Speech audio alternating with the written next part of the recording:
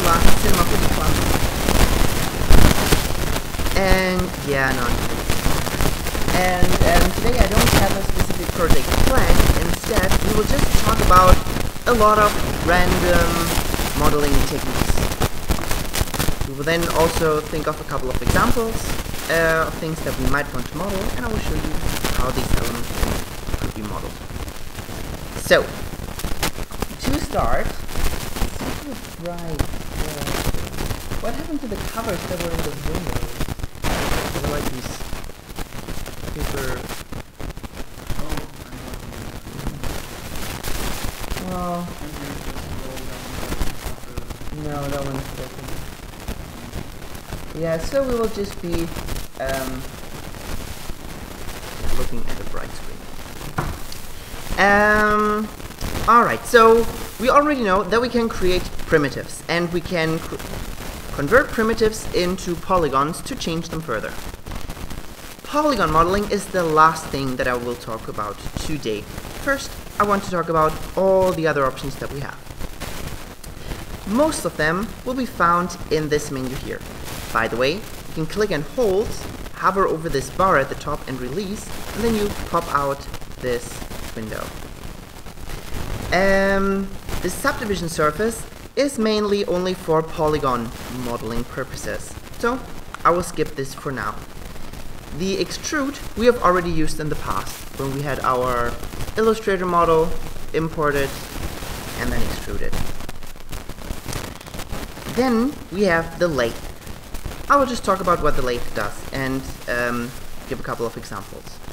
So usually when you look at an icon closely, you can already kind of guess what it does and what it needs. So here, for instance, it needs the white thing, and that is an outline, and that outline will be extruded backwards. So the white means this is what it needs, and the green is what you will get. Over here, let me actually make this a little bit larger, then we can see it a bit better. Icon size.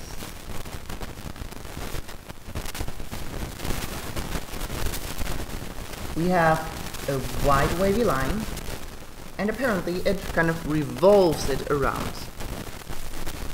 And then it creates the green stuff here. When you create this outline, what you usually do is you click on this icon up here to switch to this 4 split view, then go to the front view or to the right view. I usually choose the front view. So open it up by then selecting this icon here to maximize it. Then up here I can choose the different pen tools here. I do have a sketch mode, which is kind of a freehand thing, so I can just click and drag and create whatever outline I want. And it will smooth it out. So here we can see how it's a bit smoother than what I've drawn here. Alright. This tool also has options for how much you want it to be smooth and blend things, but usually I keep it at the default. The other way of creating a spline is with the actual pen tool. In the pen tool, we have a couple of different modes. These things here you usually can ignore. The only thing that you are interested in is the type. Up here we have linear, cubic, Akami, B-spline, and Bezier. Bezier is the default, but also the one that you will use the least. So Bezier is much like Illustrator, so you would click to create points, and if you click and drag, you create these tangents.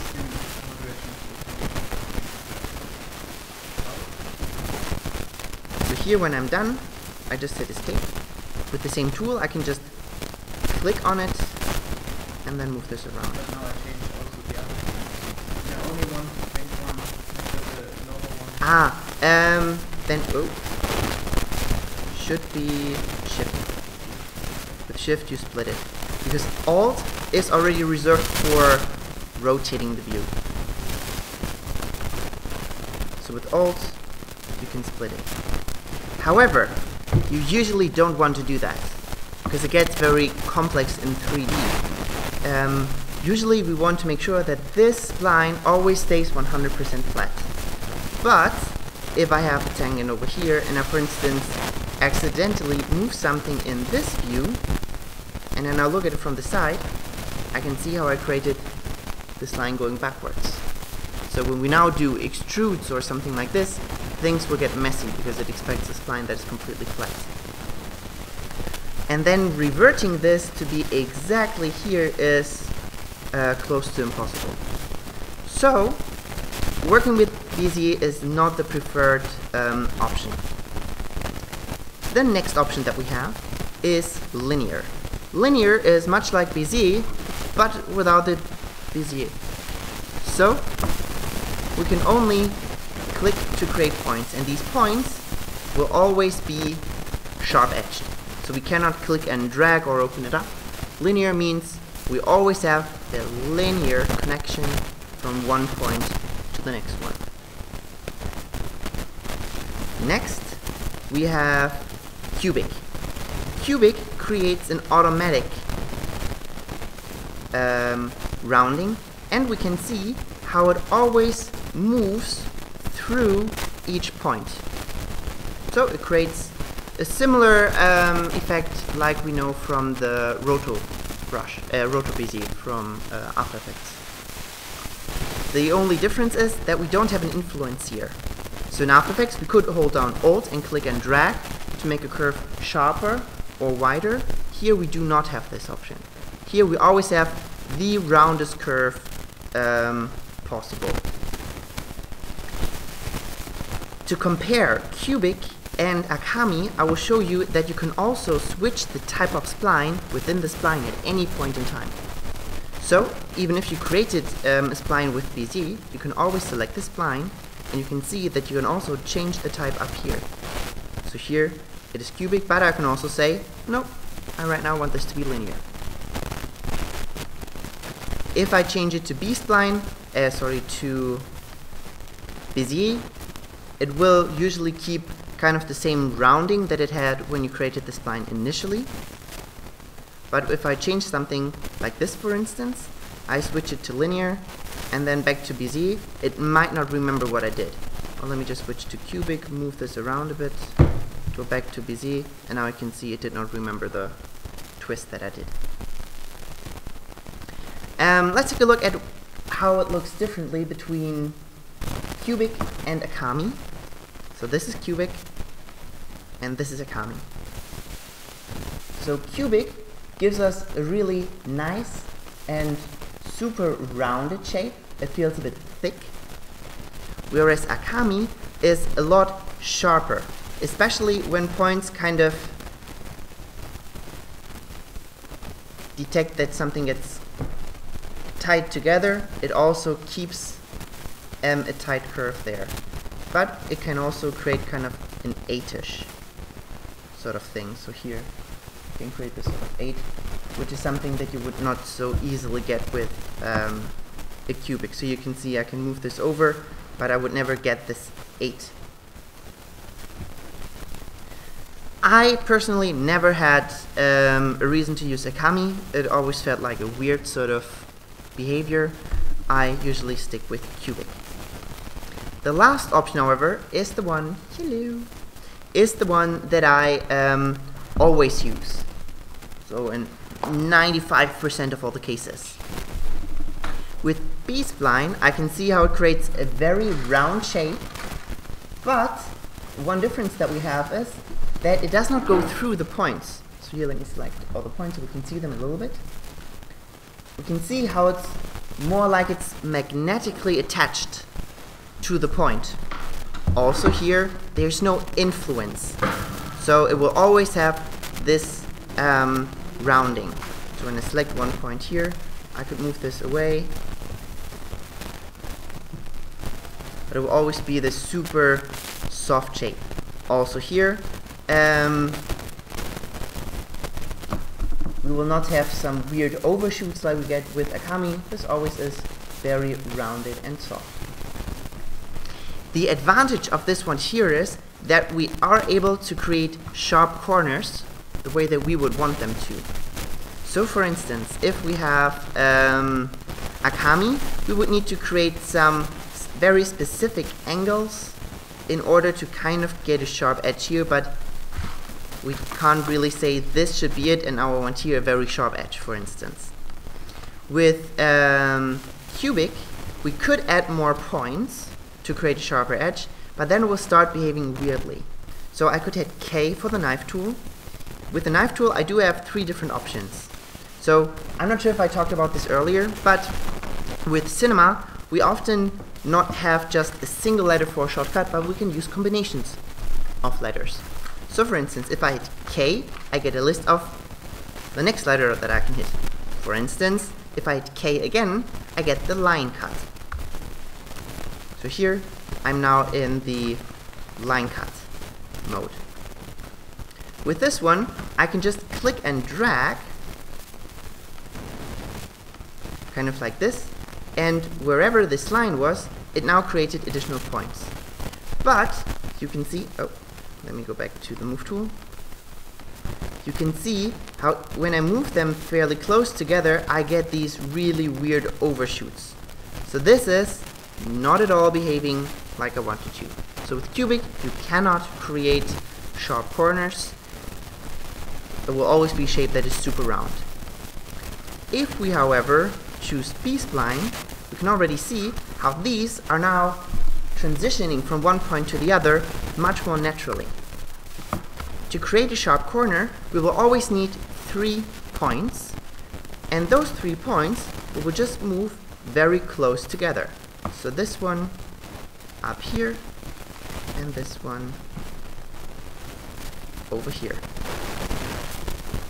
So like this, we can create a slightly rounded, but comparably sharp corner. Alright? So we could not create a super sharp corner like we would get with Bezier or linear, but when we work with these rounded shapes, we also don't want that. We always want a little bit of a rounding. So, as you can see, the B-spline is the most flexible one, except for the Bezier. However, with the B-spline, we don't need to worry about depth issues. So here, if I accidentally move this back, so now I have sort of this 3D spline, I can just select the point and move it back on the Z-axis to where it was before. Alright, so let's talk about the lathe here. Let me make this a bit bigger again. Now the lathe needs this sort of outline. So we'll go to the front view, and usually you create something like a vase or vase. Never show. Vase. So here I would choose the pen tool, switch it to B-spline, and then I could start. Usually I would say that it kind of is open here. Maybe just something like this. And then it has a little bit open here. And it closes down here. To end the spline, I hit the escape key. Now, here, we want this to be... No, this is just one outline here. Now, down here, I need to be very exact. So, all these 3 points, I want to make sure that they lie exactly on the floor. What I can do for that is, I can go to the rectangle selection, click and drag across these points, and first I want to make sure that they are perfectly aligned. Do you have an idea of how I could force them to be aligned? This one, and this one. Exactly. So here, on the y-axis, for the scale, I change it to 0. Not just on the position. On the position, I will tell them as a group to be centered. So if I, for instance, have something like this, and I select all of them, you can see how my axis is in the center of all of 3 points.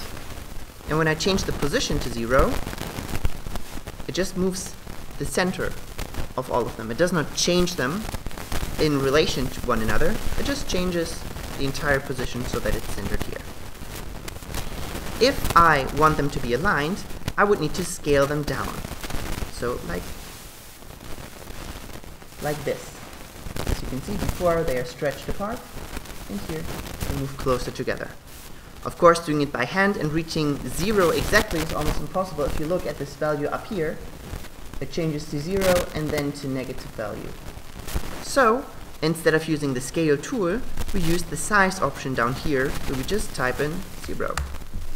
And now I know that these 3 points here are perfectly aligned. Then let me move this a little bit to the side to show you a little issue that we will get later. Now I have my outline here, which looks more like a beer glass. I create the lathe, and as always with... What's up with the connection?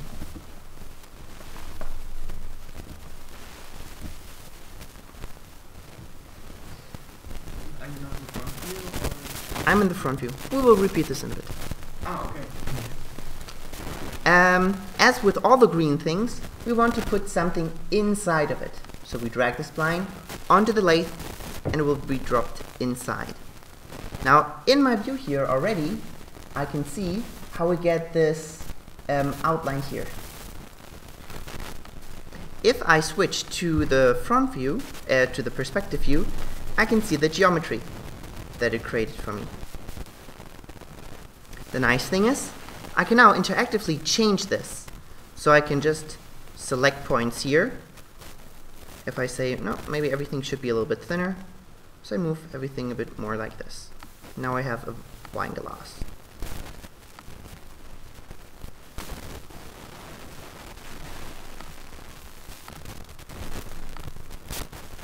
Alright. So this is very common technique to create elements that are revolving. They call it lathe, other programs call it revolve. I can always remember revolve better. With the lathe, we do have a couple of options. Let me switch here to the display and grow shading with lines. We can see how it creates a couple of points automatically, but there are some things that I don't like. What I do like is that going around, it is kind of an even grid. So the distance between these lines and these lines and these lines is always the same. What I don't like is that sometimes I have big steps here and small steps down here. When I take a look at my element in the garage shading view, I can also see how I get some weird edges here. So it's not as smooth as I would want it to be. This I cannot change in the lathe. This I have to change in the spline. So when we work with Photoshop or Illustrator, these paths here are, for us, infinitely smooth. So we don't think about that a curve could have steps. A curve is a curve, right? However, when we create something based on that path, it cannot have an infinite amount of subdivided points or cakes. So this spline needs to be converted into just many points that are connected with a straight line, because we know that a polygon is always flat. There are different ways that these subdivisions can be created, and we've already talked about those. So down here in the spline, in the intermediate points, by default it's set to adaptive. And adaptive uses an angle to define where there should be more points or less points. So in theory, this gives us the ideal geometry, but not really the cleanest one. So what I usually prefer is either natural or uniform. So here let's take a look at what uniform does. Uniform really gives us a nice and even grid. When I also take a look at this now in the growth shading, it should look a little bit smoother around these edges here. Then the other option would be to use natural, which is pretty close to uniform, However, it will give us a little bit less points here and a little bit more points here, but it will be a way more natural distribution of points as compared to the adaptive, where we can see how we get these really large and small distances. So on a natural form like this, I usually set it to natural. If I plan on deforming it with a bend-deformer later on, for instance, then I'd rather stick to uniform, because then I want everything to be able to move equally or deform equally. Another advantage of the natural is, down here we can already see it, we do get an actual smooth rounding here, whereas if we set this to uniform, we have a pretty strong edge there, instead of this nice rounded one that we get with natural. Now, I'm still not quite happy with this, because these distances are just too far apart, so it doesn't look like it's round and soft, it looks too edgy. This is now something that we define in the lathe object itself. And this is the subdivision. If I decrease this value, I can see how I get less and less rounds. So here, if I set it to 3, we can actually see what's happening. So we have this outline once, and it just gets rotated around. And then these two ones are connected. Rotate around once more, and one more connection. So, the more ones we add, the rounder it looks. What you usually want to do is give this as much rounding as needed, and or as many subdivisions as needed, but as little as necessary. So, if you look at it like this, in the size that you want to render, and it looks like this, then you use too many subdivisions. So, at some point, you just don't need as many subdivisions, because it already looks round, so why need more? Can you put an angle subdivisions on the board? No, On what split unit? until your computer dies.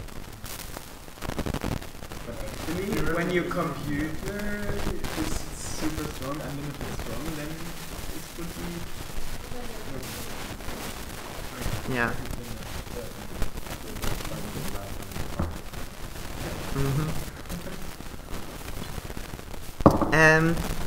Yeah, so in theory there's not a limit to subdivisions, I think, although we can actually take a look here in the help. There is actually a limit, it's 4,000. But if you think of this, that 100 is already enough, and 4,000 is the limit. Yeah, so usually what I do is I switch to the raw shading, and I take a look at it from maybe something like this, and here already I can see that I don't see any edge. This looks pretty perfect to me. And then I usually drag this down until I start seeing edges. So here I start how something's happening. So here this looks good.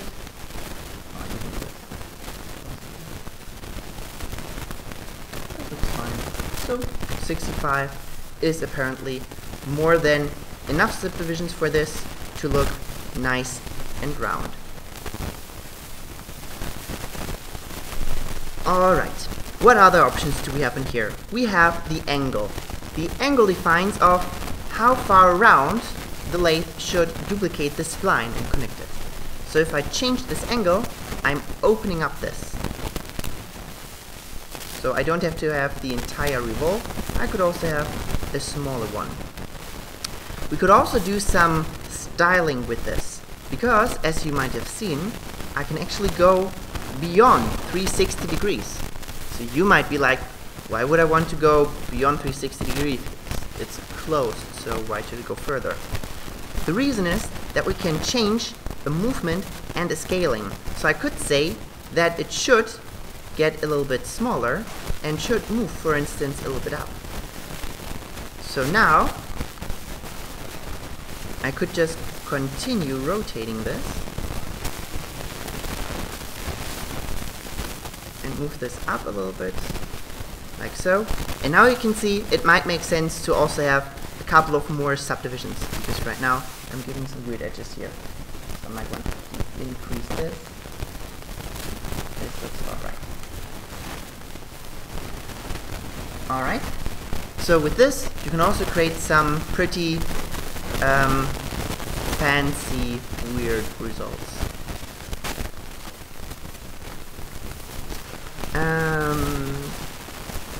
Then, one last thing. Polygons always have a thing that is called a normal. Because when we have a polygon, it always has an inside and an outside. Alright, so the polygon is not just a polygon, it's like a piece of paper that has a front and a back. The reason is that different shaders are reacting differently depending on if they are applied to the inside or the outside. Let me show you a very simple example here where this can also be necessary. If I have this here and I set this to a hemisphere, I rotate this around, I could now apply a material that is green and another material that is orange. Oops. When I apply these two, I can see how they are applied, first the green one, then the orange one, so it overrides the green one completely. However, on the orange one, I could now say which side it should be applied on. So I can tell this to be either applied to the front of the polygons or the back of the polygons. So here, when I say front, I can see how the orange is applied to the outside, to the front of them. So it's possible to have two different materials on the same polygon, one on one side and the other on the other side. So for instance, if you have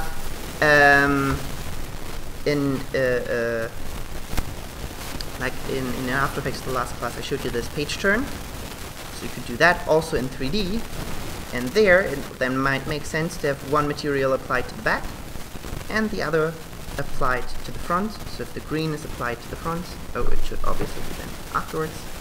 So here it's orange, there it's green, and we then use the bend deformer like this.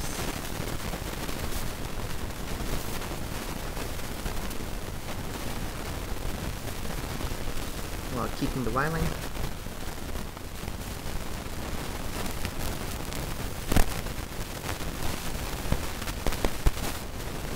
And we can create a 3D bend deformer effect. So we could also render this with shadows and stuff like this.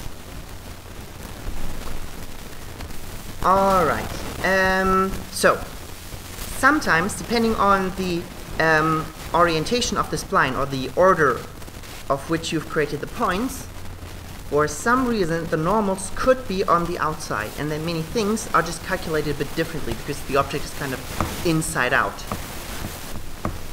To check where the inside and the outside of an object are, what you do is you make sure that I don't know, there's an option here, say that we want to see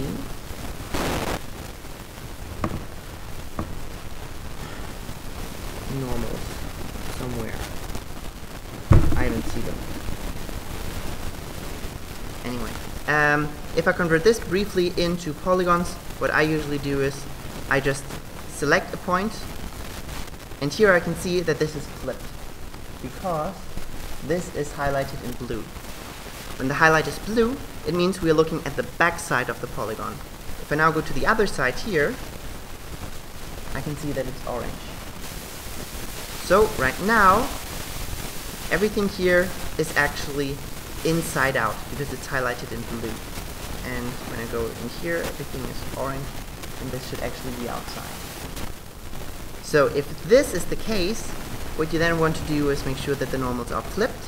So when I now convert this into a polygon and I select it, I can see how my normals are now correctly applied. So orange, always the outside, and blue, always the inside. Alright.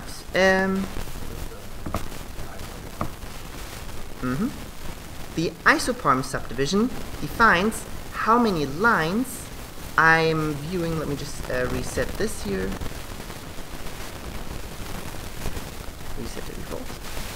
The isoparms define how many lines are shown when I enable here isoparm and not wireframe. So when I go to a mode where I can see lines, like this one here, I see all the lines that I'm getting. So when I hit C, I can see how I get exactly the same lines that I see here. When I, however, switch to isoparms, I see a much more simplified view of this. So here, the more isoparms I have, the more information I get in here. So also other elements, for instance, the sphere also has isoparms that are saved with it that just shows it or shows the lines in a more simplified version. So here in the rotating we don't see them, the rotating with lines we see them, and when we switch to wireframe we see the actual polygons that we will get when we hit C. But sometimes, for instance, if I have many materials that are set to luminance channel here, then it's kind of hard to work with them if we are in the rotating mode because we can't really judge the shape of them. So I switch to rotating, but here we might have some pretty dense subdivisions here to make this look good. And then it's kind of irritating to look at it. And again, we cannot really see details because there are just too many points. And then it totally makes sense to switch here to isoparms, and then it's just much nicer to work with.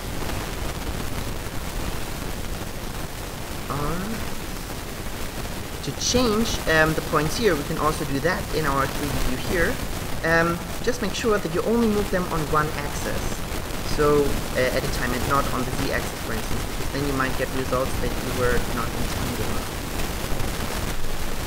So it can be intentional, so like this, interesting. But what you usually want to make sure is that you use one of the axis bends to move it. But here I know I don't want to move it on the z-axis, so I click on the axis band of that color. So only move it on the y and the x-axis. Now it's like moving it in the view over here, where I cannot move it on the z-axis unless I click on it.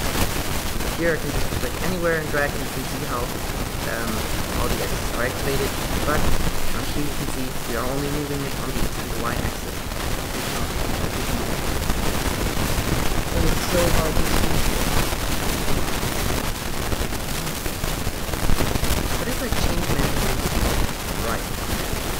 I hate the right one, but maybe.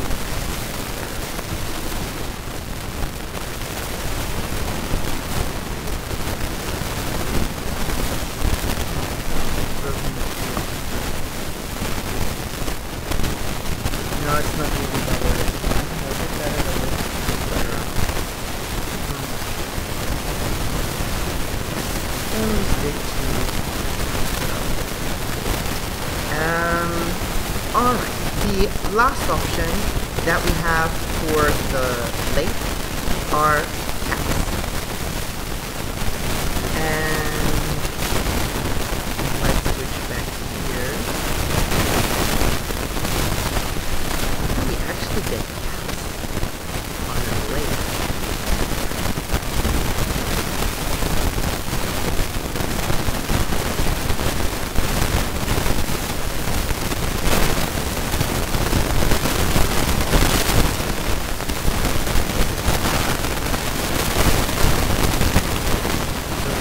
Usually are created when we have start and end start and end close. But here we have clearly defined that this should be open, so there are no. Wait, I think we would get tabs if we have a circle that we place like this, and we put that in length. Now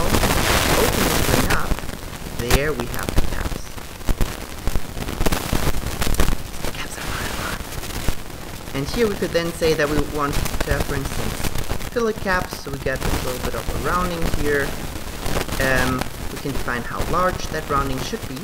By default, it increases the shape, which is usually the best option to get good geometry.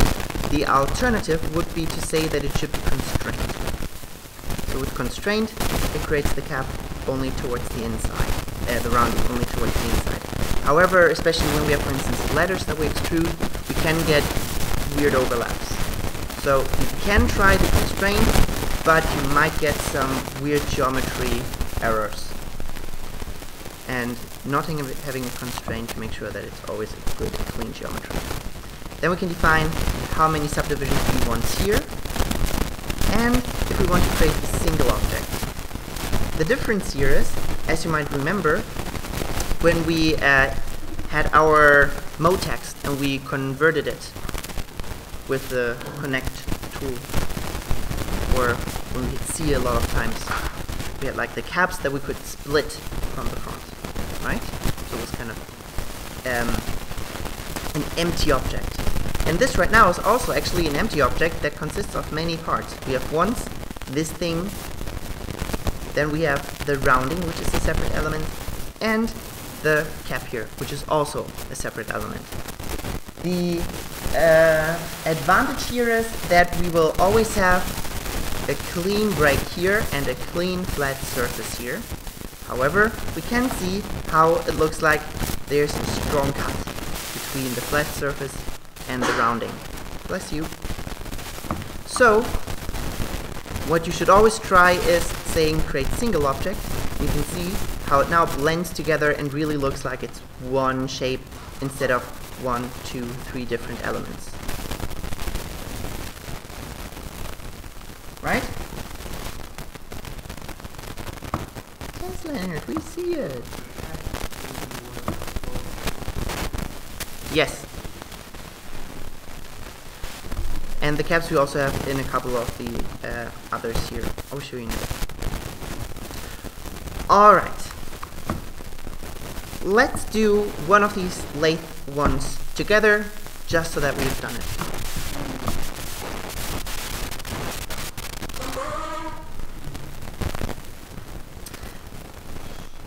We start by going to the 4 split view by hitting this icon up here.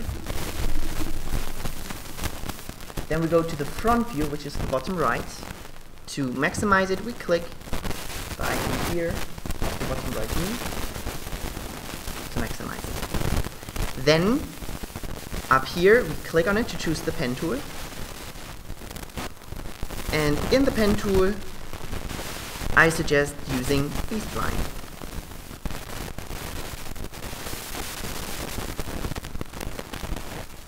Then, I usually start at the top and I create a shape like this.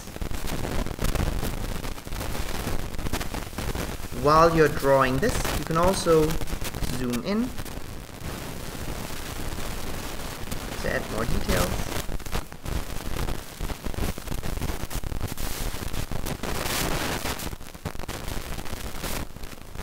And to end the spline, you just hit escape.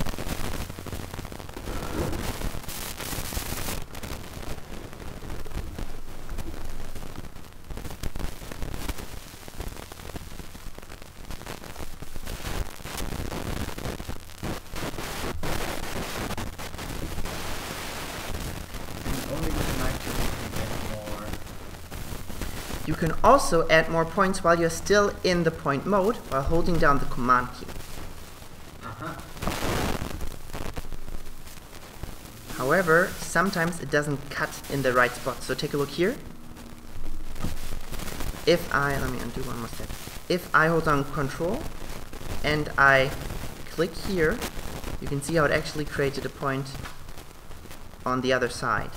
So that is a little bit annoying.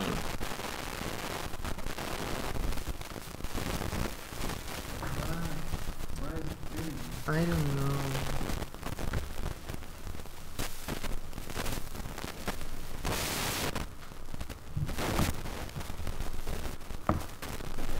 So far so good?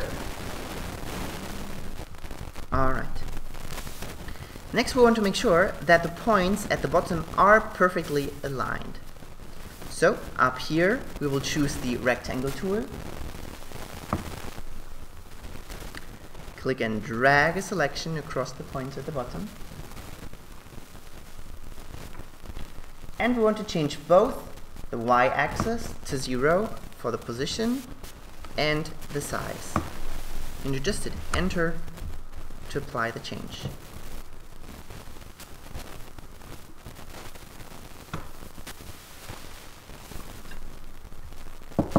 So far so good? Up here, click and drag, and then choose the rectangle tool.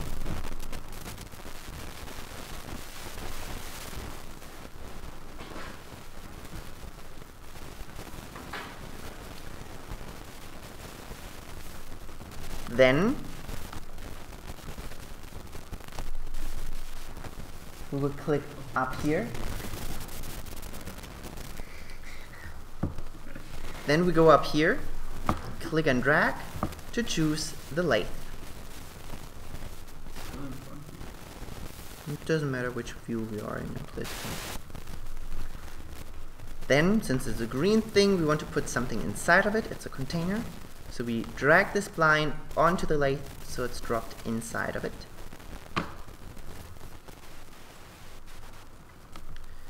We could now go to the perspective view and this is then what we got. So far so good? Alright. Next we want to optimize the geometry here a little bit. So let's go to display up here and choose first garage shading lines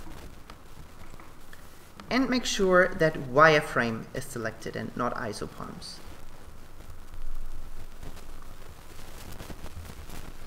Then first we want to adjust our vertical lines or the horizontal lines, depending on how you want to look at this. Hello. Morning. Good afternoon.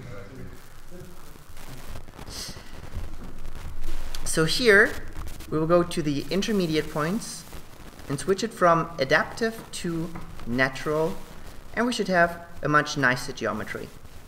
We might not even need this many points here, so underneath natural you can change the number, and maybe 2 is already enough to look good.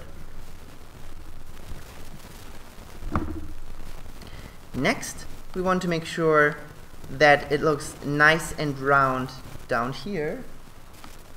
In order to not get irritated by the lines, let's turn them off. So we go to display and garage shading. We see how it looks very edgy here. We then choose the lathe, and in the object tab we increase the subdivisions. There are different options to do that. You can either click on the top button or the bottom button to increase or decrease the value. You can also click and drag up and down to change the values fluently. Or you can click inside of it and use the arrow keys up and down to change it. If you hold down Shift, you change it in 10 increments, or in increments of 10.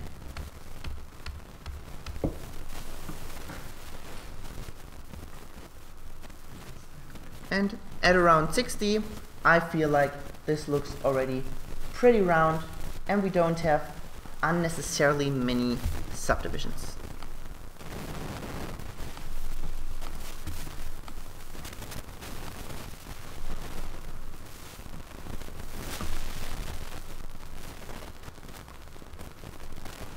So far so good?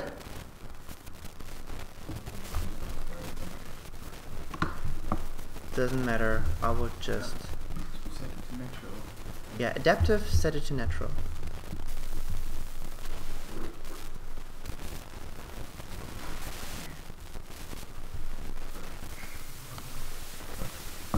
Alright. And this is pretty much it to create a shape like this.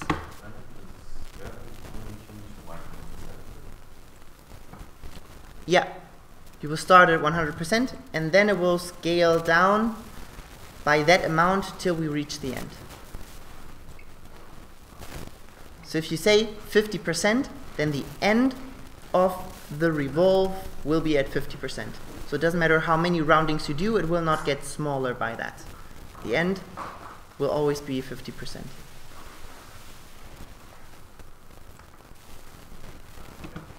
All right. Next, we have the loft. The loft, I think I showed once already. It is, I use it very little, but yeah, sometimes it can be quite useful. So what the loft does is it can morph different shapes from one to another. So for instance, I could start with a circle. Let me build this, yeah, let's just build this to the side. I could then have another circle here. Then maybe I have a rectangle that I move over here. Of the rectangles, I have 2 here and 2 here. Then I have another circle. And another circle. The order of these is important. So it will always morph from this shape to that one, from that one to that one. So it does not detect where you've placed these here in 3D space. It will always morph from the first one to the second to the third. So here I will choose the loft and I will drop all of them inside of it. And in the loft icon you can also already see what it expects. It expects a couple of splines and it will then create connections between them. So I drop all of them inside the loft and I can see how it then morphs from the round shape to the rectangular shape. We sometimes don't really have control over how it is getting rotated here, so it might make or it might be necessary to select the circles and rotate them around, in this case around 45 degrees roughly, to get a more natural transition here. To now define how detailed this is, let me go to the growth shading here. What I will need to do is go to the loft, and here I have a couple of options. First, we have the mesh subdivision U. As I increase this, I can see how I get more and more subdivisions going around. The subdivision V defines how many subdivisions are between the separate points that I have, the separate splines that I have. And then we also have another isoform subdivision. Then there are a couple of options here, like organic form or loop or linear interpolation, subdivide per segment. But there I would just really say turn them on and off and see if they give you a result that feels better to what you want. So here, for instance, if I say subdivide per segment, I get this super dense geometry here, but a more regular one here, so maybe I don't want that. If I turn this off, I have a little bit more regular shape, and I might want to increase my subdivisions here. So here I can see this looks quite a bit more natural. Organic usually applies when we have elements that move out. So for instance, if I have these and I move this up, it defines how this curve here gets calculated. So with an organic shape, although no, not in this example, maybe it needs to be a bit more extreme. Then we also have the loop option. The loop option means that the first element and the last element will be connected. So here, for instance, I could take these ones here, rotate them a little bit, this. And then I have this circle here, which I will rotate even further. If I don't get an axis bend where I would expect one to, I can enable the world mode. So here, because I've rotated them to match to the squares, the rectangles, I now don't have a y-axis that I can just rotate like this. So I can enable the world axis mode, and now I can rotate it based on the world axis. So here I could do something like this. Also for the move tool, it's now a little bit hard to move it because it's so rotated, and here I can also enable the world axis mode, and then it will be a little bit easier to move. So I could do something like this, and on this one here I could move it kind of over here, like this, and then on the loft I can say that I want it to loop, and then the beginning and the end will be connected together. So as you can see, with this you can create some pretty complex shapes. But just saying, alright, so I have this kind of outline here, the next outline is there, it looks different, and so on.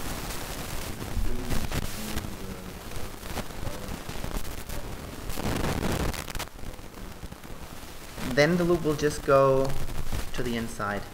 So I could have also done that if I made, for instance, the first one and the last one a little bit smaller, like this.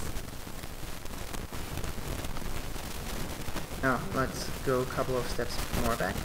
So here, these two I make a bit smaller,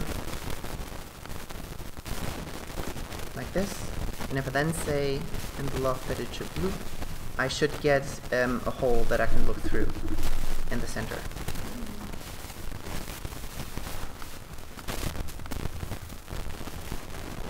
Alright, so we'll just connect the first one. Here we also have caps, so if I don't let it loop, then we can see we have a flat surface over here. And there we could say if it should be, well, fill it, how many roundings we want here, and if it should create a single object or not. So, same options as we are used to. Any questions concerning the loft? No. It's actually pretty straightforward. Just one thing that you should always consider is how things are rotated. So for instance, I like to do this as an example. If I rotate this around here, and I have, for instance, something like this, and then a star,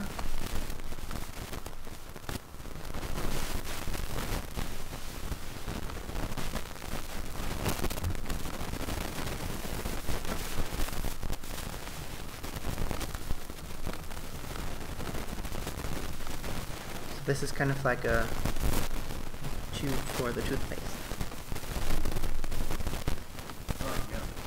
So here with the locks,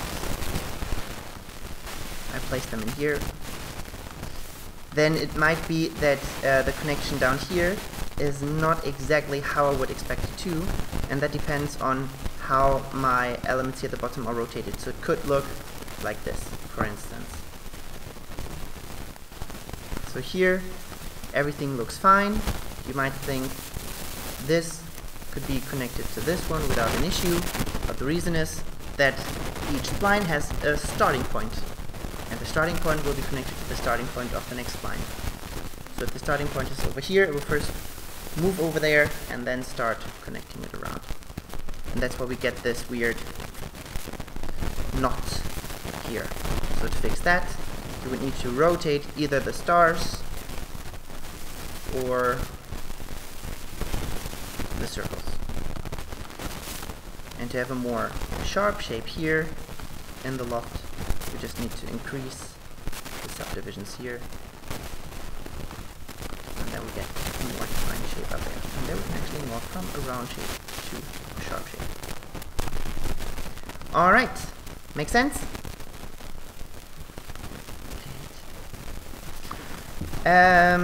I don't think that we will do an example with this one here because it's pretty straightforward. We just have a couple of splines that we then just connect to one another. Next one, we have the sweep. The sweep is one of my favorites because it is so versatile. With a sweep, I could, for instance, do something. Maybe I choose the sketch tool and I will draw something.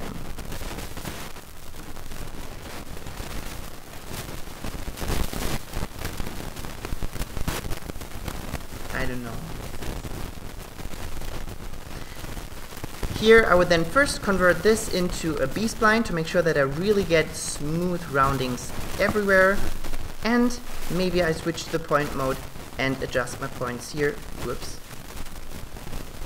And adjust my points here to make this look a little bit more natural.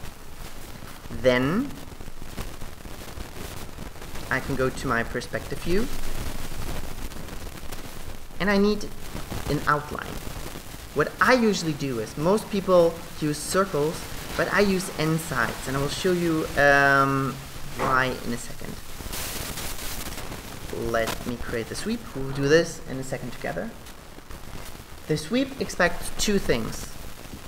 You can see here how we have this rounding, which I usually refer to as the profile, and this one here, which is kind of the path that we sweep along. So first the profile, then the actual path. Right now it looks a little bit messy, but that's just because my end side is so large. If I scale it down, I can see how this now makes quite a bit more sense. At this point it looks a little bit crappy, and the reason is that the end side only has 6 sides to it. So 6 sides are not many to define a circle. But here I can then just increase this number, and at 7 sides it already looks smooth. So here, the more I increase this, the softer it looks. Usually 10 or 12 are enough in most cases. If we take a circle as a comparison here, with a circle I cannot tell it how many sides I want there to be. So if I go here to the growth shading with lines, I get a certain amount of subdivisions here, which is defined by the circle with the angle here. I could set this to uniform and define how much I want this to be subdivided, but it will always be a multiple of the one before. So here I now have twice as many, and twice as many, and twice as many, roughly twice as many. So here I have much larger steps that I will do. Whereas if I take the end side, I can really specifically tell it how many sides I want it to have. So here, right now it has 6. I could also say, well, maybe I want just 4. Maybe this is the style that I'm going for. 5, 6, 7, 8, 9, 10, and so on. And here we can see we have much more control over how many subdivisions we actually want. So if you look tutorials or something like this and someone uses a circle, in most cases it would be smarter to actually use an end side, because you just have more control. Also here, to define how many subdivisions we have along here, so to make to have not this issue of too many and too little, we need to select the path that we have, so the spline here, and set this, for instance, to natural. So you might then say, like, well, we already defined most things in both the end side and the spline for the subdivisions, so what more options could we have in the sweep? Actually, we have quite many. We have the isoparm subdivision, and we have an end scale. The end scale, as you can see here, is the actual scale of the end of the path. We can also have an end rotation. So if I keep this at 100, I could, for instance, say that I choose the flower, and I can put the flower inside here, drag this a little bit smaller. Let me switch to just the growth shading here, And I could then say that I want an end rotation. And then I have licorice. Yeah, a rope could also be, depending on licorice ropes. If I then don't want these elements here to be intersecting with one another, I probably make this a little bit smaller, and I just move my points here to the back. To see the points, what I usually do is I switch to the lines mode, and maybe, whoa, that looks like it happens more often, yeah. And to the isopalms. So here, this way, you can see how it's very easy to grab my actual points. So here's one point, and I might want to move this one to the back here. So for selecting elements, I like to go to the point mode and to something like lines, or maybe even lines with isopalms. Then I see actually how things are intersecting, but when I zoom in close enough, I could still see the points that I want to select. Sometimes it's hard though, so I choose the rectangle, and I know somewhere here must be a point that I can select. There must be a point somewhere here, up there. So I could then move this a little bit around. Maybe this one here would then be a little bit more to the front. Oh no, the other one I moved back, so this one here probably should also move back. And then if I go back to the rotating, I can see how they are almost not intersecting anymore.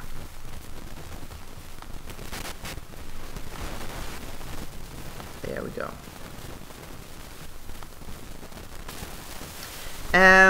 But we have even more options.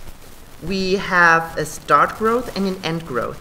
And this is a little bit like the trim paths option that we know from After Effects. So here, as I decrease the end growth, I'm kind of drawing this in. So this could also be animated, and it would then be revealing itself. Then we have a lot of options of how it should be stroked along the path. But here also I would really just say turn these things on and off and see what's happening, if it's helping you or not. The parallel movement is the only one that can be clearly explained, I think, which means that it will only be a parallel movement. So usually if this is our path and this is the outline, it would go like this. It always looks into the direction of the path. But if we have our outline like this and then the path like this, it would go like this. So parallel movement means it does not rotate along, it really just always looks into the same direction. So here we can see how we get this weird intersecting geometry that's super flat, and it only gains some thickness as it goes here along the z-axis. Then we have options for the banking, which should usually be turned on, because you can see here we get some weird results if we don't turn it on. But in some scenarios, turning this off might give you better geometry, so it always depends on how the shape is and everything. So here just turn things on and off and see if it changes anything and if it helps. Flip normals. Makes sense. We already know what that does. And down here, kind of the most fun part is the scale. So we cannot only define a scale for the beginning and the end, we can also change the scale in between. So here I could grab the beginning and the end, but I could also hold on the command key and click here to add a smaller scale in the center. Then maybe a larger one here, and then towards the end I get super thin again. So this way I can kind of style this even further. Then we can also change the rotation along the path. So if I want it to be more rotated towards the end than it is at the beginning, I could do that too. However, that is an option that I usually don't touch as much. I usually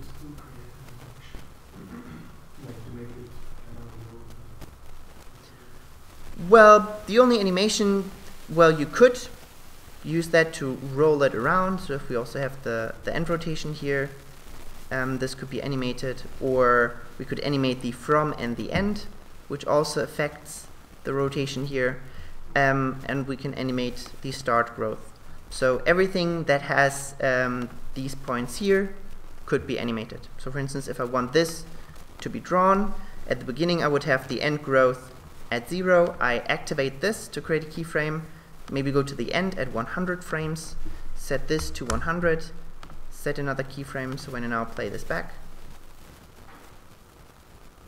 this draws itself in. Alright, let me just get rid of the animation here. Then I can ask you, for example, we will create a code, so for word 1, 2, 3, 4, right below, it creates 4 different paths, right? Not in the same. Yes. Because the sweep only allows one profile and one path. So if you want 3 words, then you would need 3 sweeps. And then I select everything and put 0, 0, 0 in the direction that I want, in the same direction, right? For example, if I want to put one word here and the second word right below, I select both and I put like, let's say this is y, so y 0, 0, right? No. So if you have, or I'm not quite sure if I was understanding. If I have, this is my first word, and it's kind of written on the floor. If I now want a second word, I would deactivate these things. I would then create my second word. So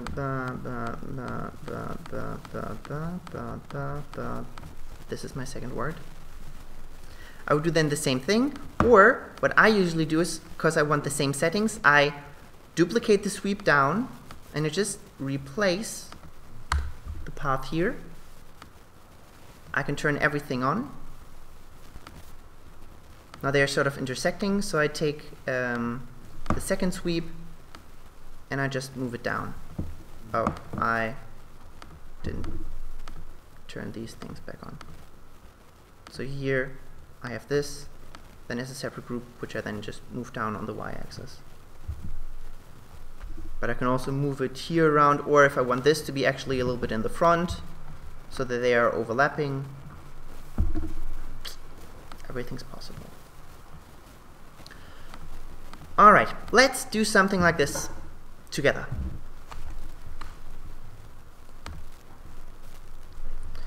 We start with a new document. We go again to our 4-split view and open up the front view. And here we want to draw something.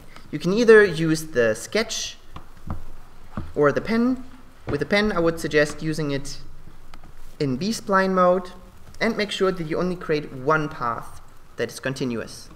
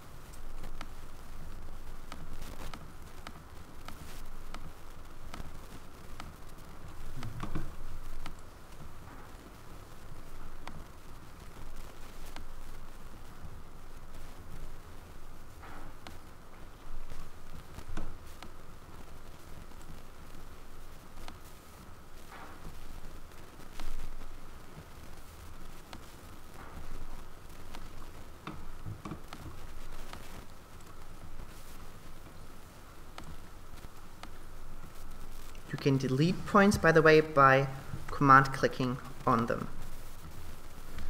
Mine looks now with Bezier way better than with B-spline. Did you create it in Bezier? I created a sketch. When you do with a sketch, then it always creates a Bezier because it has more control over following your path. When you then create from a Bezier a B-spline, as you know that a B-spline is much more blurred, much more rounded. So you lose a lot of information. So you need to add then a couple of more points manually.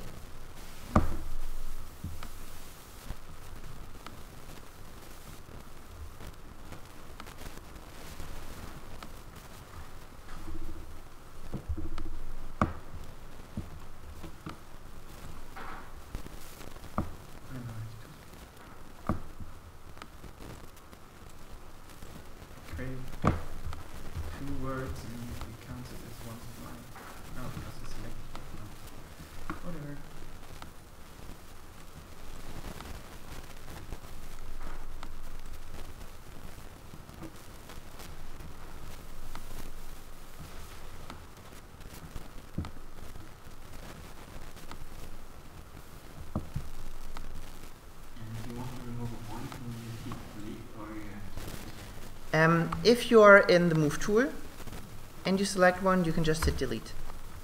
If you are in the Pen tool, you can hover over it, hold down Control, and delete, or Command. Both work the same.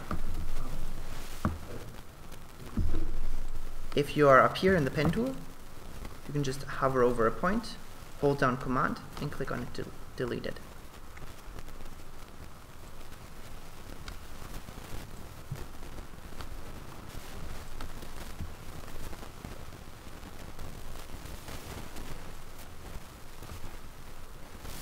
So far, so good?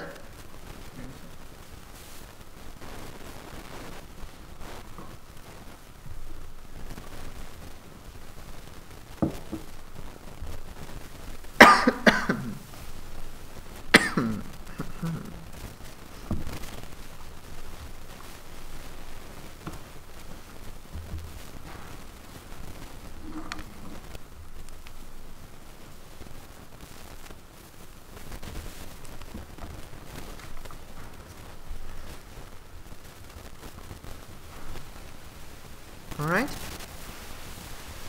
Yes. You might have to adjust the spline anyways once we have the stroke on it. So, let's now create our outline or the profile. For that, you can choose any preset that you have here, or you could even create your own. But for now, I would just stick with the flower. Then we create the sweep, and we place both the flower and the spline inside of the sweep. And here it's important that the flower is first in the hierarchy and the spline is second.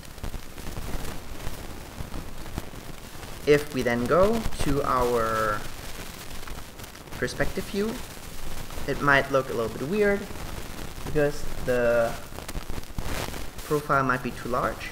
So we select the flower, make sure that we are in the model mode and the scale tool, and then we can just click and drag anywhere to scale this to proper size.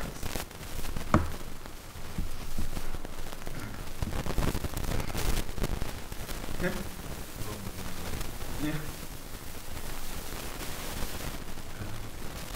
Scale now the flower. Mm-hmm.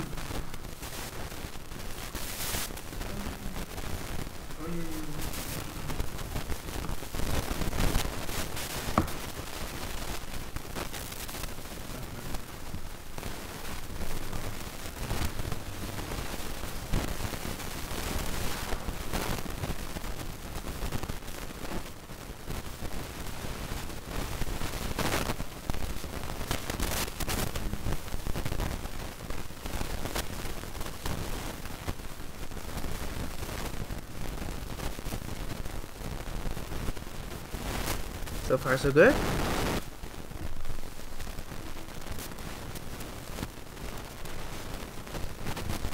If we then want to make sure that our elements here are not intersecting, you would need to select the spline that you drew earlier. Make sure that you're in the point mode. And then you can start selecting the points and moving them along the z-axis. Sometimes it's kind of hard to see where the points are, so it might even make sense to have here the second view on, so you can select points, and in the perspective view you can then move it around.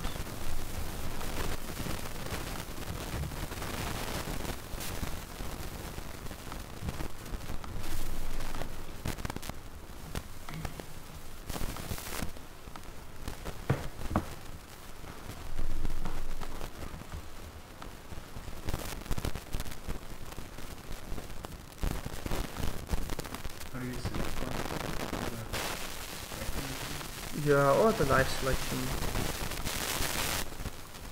whatever feels more comfortable to you.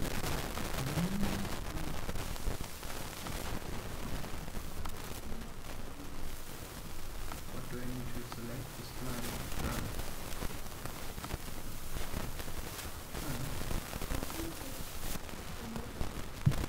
line.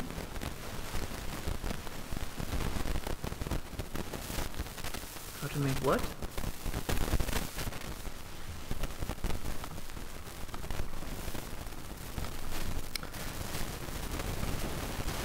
Alright, so we don't have to finish this. This was really just to show how it works, how you can make that things are not intersecting. And with the flower, it would make sense to rotate it a bit so it looks a bit more interesting. So in the sweep, we just change the end rotation to a pretty high value.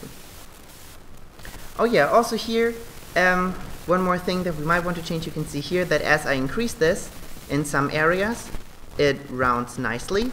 But in some other areas we get some really weird artifacts or broken geometry because we don't have enough subdivisions there to be rotated.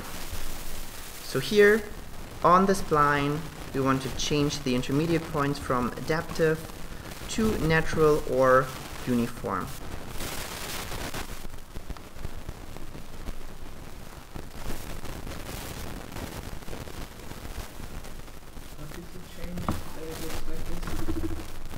On the spline or the path, we change the intermediate points to uniform.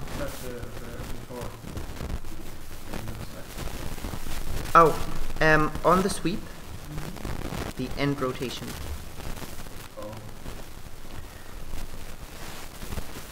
By changing this to uniform, for instance on natural we don't have as many of these overshoots, but when we change it to uniform we can get quite large overshoots like here, but they will be resolved by changing some points, giving it a little bit more space so that it's not too tight together. And also if you change it in the z-axis a little bit, this will also ease out the overshoot a lot. So take a look here real quick. I have this overshoot here, but if I change one of my points on the z-axis, it will also quite a lot decrease the overshoot. So I might get more overshoot on the second part here, but also there I would want to select the points and move it on the z-axis, and then I can see I resolve that issue that way.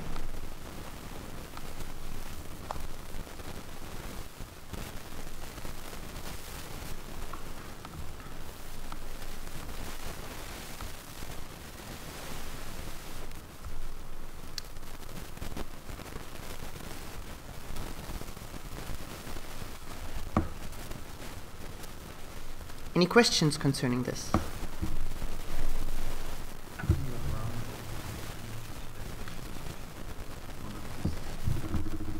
Let me take a look. All right. So far so good? Good. Now, we have talked about the extrude in the past. We've now talked about the lathe, the loft, and the sweep. The last one in this list, before we go to the subdivision surface, is the Bezier. The Bezier has sort of nothing to do with the Bezier spline that we create. And I honestly never use this. Ever. Essentially, it creates a plane with sharp edges. We can say how many grid points we want, and we can select grid points and move them out. And it creates a soft shape underneath it. That's it. That's all it does. I don't know why. Yeah, definitely. I mean, I could... Oh no, for that you want to use something much different. Yeah, no, you can actually have something pushed through the outside. Let me show you. By the way, the content browser is really awesome. I don't think I've talked about it yet. When you go to Window and click on Content Browser, these are the 6 gigabytes that you installed. The Cinema is only like 300 megabytes large. It's tiny. The Content Browser is the thing that makes it so large. Let's take a look at it together. Go to Window, and then Content Browser. And then you have this thing on the left, which is called Presets. And in the presets, we have many different folders, kind of based on packages that come with Cinema. So you might know that there's a broadcast version of Cinema, a Prime, a Visualize, and a Studio. So these are just the packages that come with those, the things that come with those packages. Most of the things that are interesting you will find underneath Visualize, and then 3D objects. So here you can see we have things, for instance, like appliances. And then we have ready to go models from Cinema. They are modeled in Cinema. They are shaded in Cinema, so you can just use them and place them in your own scenes. But what is the point of model? What is the point then when everything is already there? Because it's not everything, and it might not look the way that you want it to. So these are really, if you say like, well, I want to build a kitchen and I just want some things to be in there. My main concept is that the kitchen may be triangular. But to make the kitchen look a bit more real, I might want to place things of a kitchen inside of it. So these are just things that you put on top. These are not or these should not be your main things. You should not say, well, I've built a water boiler. Done. But you can use this kind of as a background element to fill your scene. Or if you want to build a water boiler that looks kind of similar, or maybe it's made out of gold and that's your concept, then when you put this in your thing, will it be just one file, or is it every step out? it's every part of it. So for the kettle, for instance, or the water boiler, if I double click on it, it will open up here. I can see the element. If I move my Bezier away a bit, I can see that it's there, a little bit tiny. And I see the different materials that are used on it. I can open it up and I can see all the different parts that create this thing.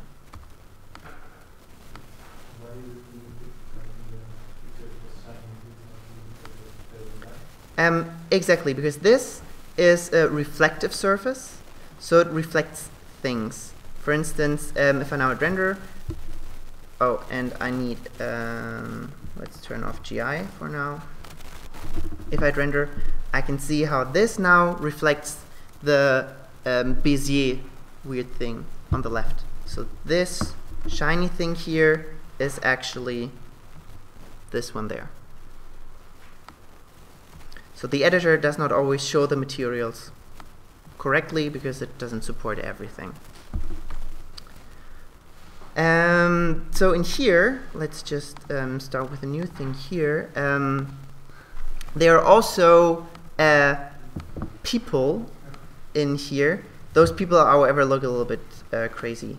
We have humans. The low-res ones are also kind of nice if you have built, for instance, some architecture. It might be nice to just have some random people placed to get a feeling for the scale or something like this. And they are kind of like computer game resoluted people. They look pretty crappy, actually. But, well, you get them for free, so...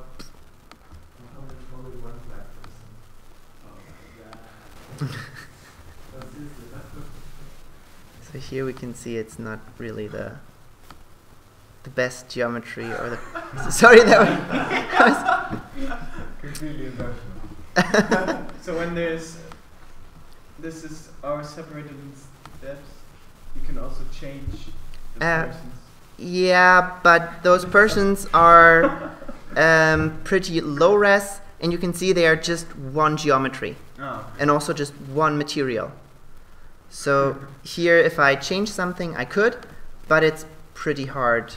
So here, if I then have the fingers here, I could move them, but I would need to make sure that I select everything, so rather don't. So these people are not made to be changed. Here we have some more detailed models with actually very high resolution textures. Creepy guy from behind. Hi. So here I could, for instance, go into the texture, go into the editor, and say that I want the texture to be shown with no scaling, so the original resolution. So here I can see how there's actually a lot of details there. Do you know who these characters are based on? Pictures. Yeah, maybe the developers thought like, let's put us in the media bro. Is it possible to change the facial structure? You could change the face that it's here. So for instance, if we go to the color, we can see this is the material that is applied. And we could say that we want to, when we hit edit, we can see this is the actual image. And we have the face somewhere down here. So you could apply it. Yeah. So you could apply the same distorted face on here from a different person, and then it would be on that thing. But it needs to be really exactly matching to this, because the geometry is made for this texture. Yeah, so, whoops.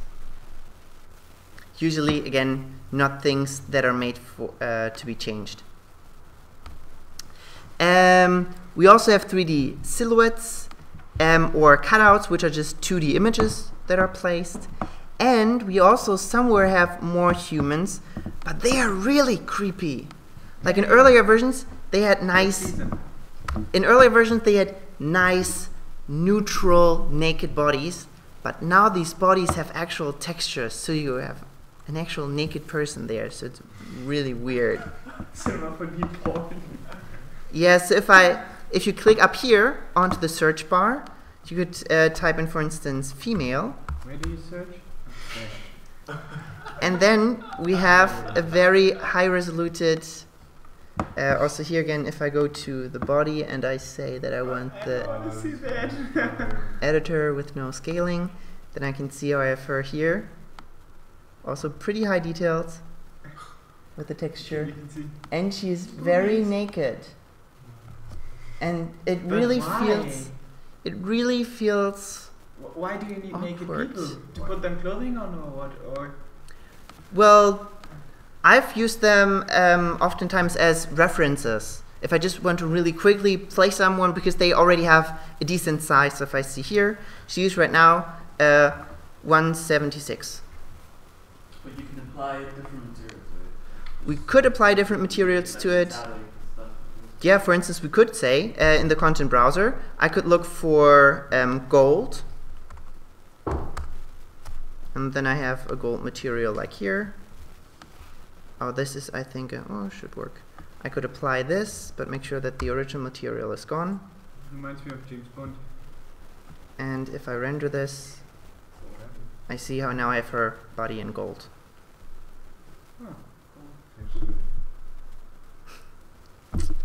So the in older versions they had Fred and Lisa. But is there a way to make the body move that it doesn't like mess up like the last one? There we do have a little bit more options because the geometry is clean. However, it does not have a rig. So you always need a rig in order to move things around. You can watch tutorials, but then you will give up. So rigging is really, really complicated. It's not like in After Effects where you just say, here's a puppet pin, there's another puppet pin, and then we just connect them and done. Here we have to create bones, we have to create a skin, then we have to create muscles. So it gets very complicated. Can you do that? I've done it. There are also already rigged characters in cinema. Just to see how it looks like, if we go to the presets, I think it's under, maybe under visualize, example scenes, no, these are packages. Oh yeah, by the way, under packaging, and when you go to, oh no, these are renders, go to 3D objects and packages. Here, there are a lot of things that you can use as a base. So when you have some branding design for soap or vodka or something like this, or milk cartons, you can use these as bases and put your brandings on top of it. So it's pretty cool to have these already in there. And some of them even have additional options. For instance, if we have this one here, the box, when I select it and you see a thing that is called user data here, then you have, by the person who modeled it, some things that you can change. For instance, you can change the box size here. You can change how deep these things should be, how angled it should be, how long these blades should be, how open this should be, and this angle here. So for some elements, just double check if you have somewhere a thing called user data. Then the person who modeled it connected certain properties with these sliders, so it's easier to, or here also we can even open up these things on the side. Easier to change things. But there's one character that is already rigged, but I forgot how it's called. Maybe under Prime, example scenes, or 3D objects. Oh, here we have also the male version. No, no, no, no, no, no. What are these? Nope, not good. They're animals as well? They are not many. They are for sculpting some animal shapes that you could start with and sculpt it, but sculpting is something that we'll talk about next quarter. But like ready to go animals, not so many. So if I look for dog, I only get this one here, for instance. There are also places online that you can look for 3D models. However, they are rare places where you get them for free, because it's not like a picture or an illustration that you do in just a couple of minutes or hours, because creating 3D objects, it's much, much longer. If you want to buy something, the best place to look is called TurboSquid,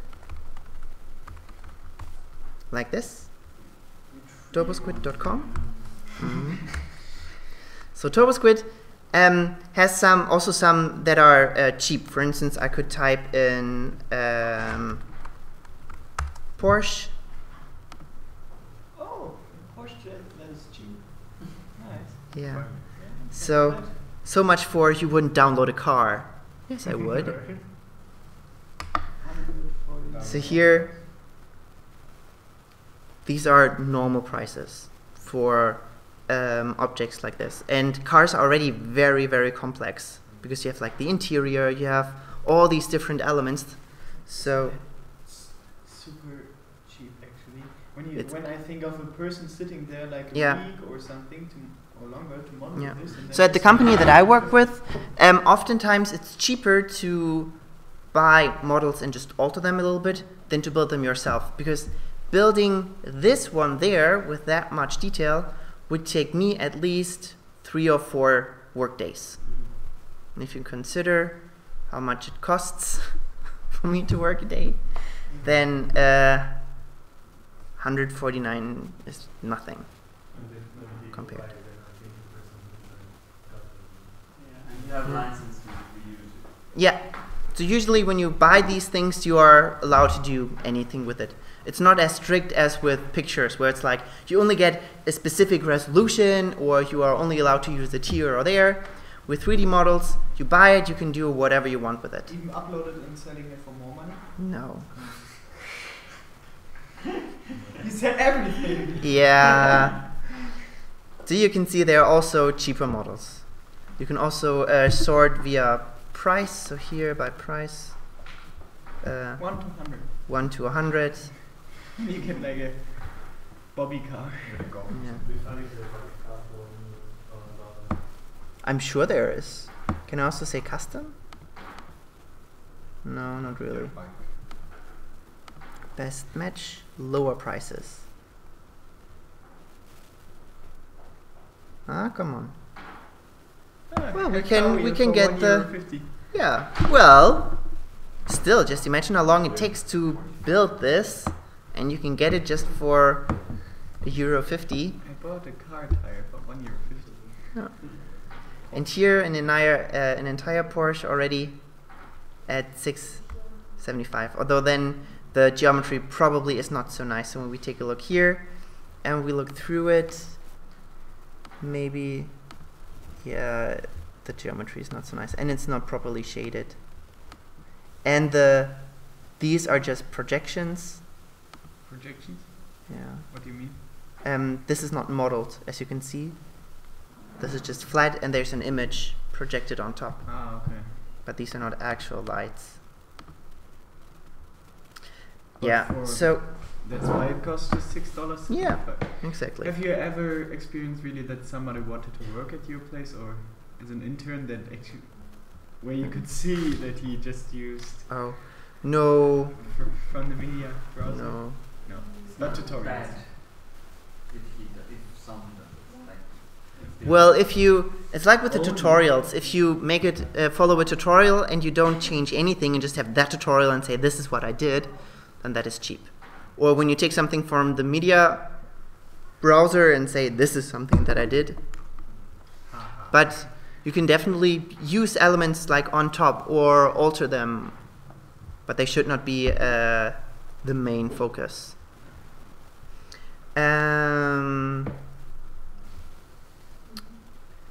One place that I like to look where we have a lot of free stuff, but because it's free, it is kind of not so greatly organized. It's it's called 3dbar.net. Oops. 3dbar.net. And there you have a couple of categories on the side here, for instance, buildings and architectural forms, or, well, here are armchairs, animals. Here we have animals. Let's take a look. And then this is a great animal. But there we have a cow, a dolphin. Here you usually don't have many things per page, and you don't know how many pages are to come. So it's really just like you go through it and you just click next and next and hope for the best.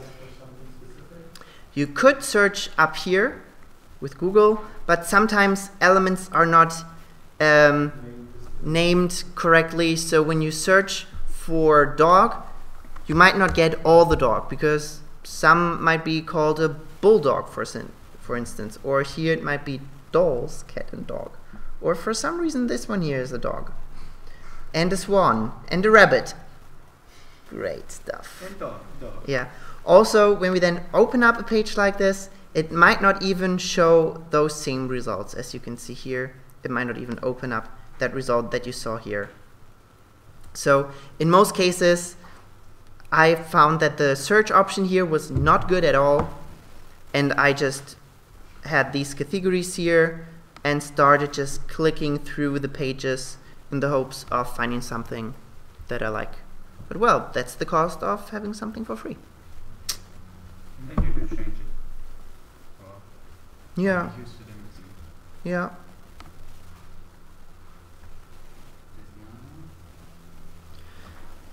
Yeah, that's pretty much the only one. On others, there are very many for CAD files, so files that are actually used for production.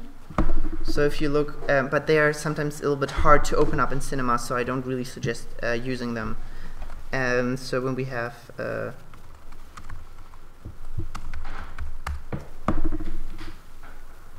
so CAD is written c4d, and there are a couple of ones, but I don't know which ones are the best.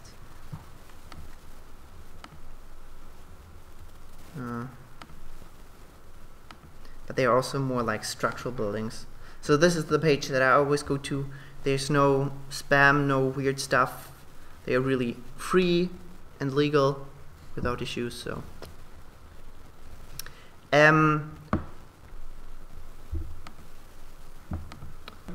for the gold on the girl, because if I put texture there, it doesn't work. Because the girl already has a texture. But I delete all the texture. No, you need to delete the texture on that person. So if I go back to the female, so I can also drag and drop like this, and I choose a texture like gold, like this one here. If I apply it to her, I see that nothing happens, because inside of here she already has a material applied. So this is the material that I have to delete, and then it takes on the texture.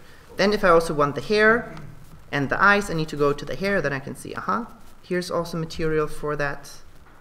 And for the eyes, there's also a separate material for that. Material from that boundary. Then it will look like this.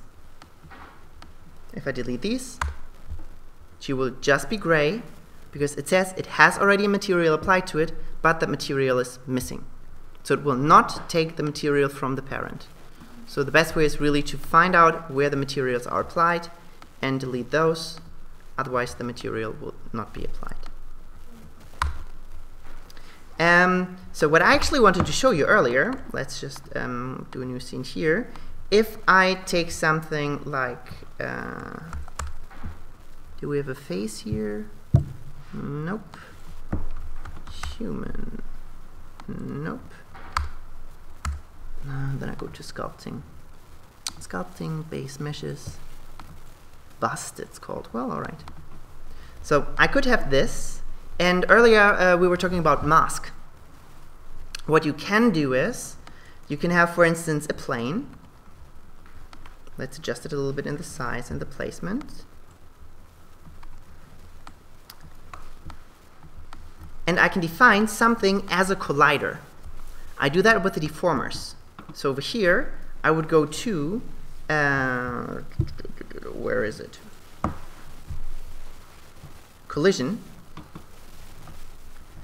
Just like with all the deformers, I want to deform the plane, so I apply the collision deformer to the plane.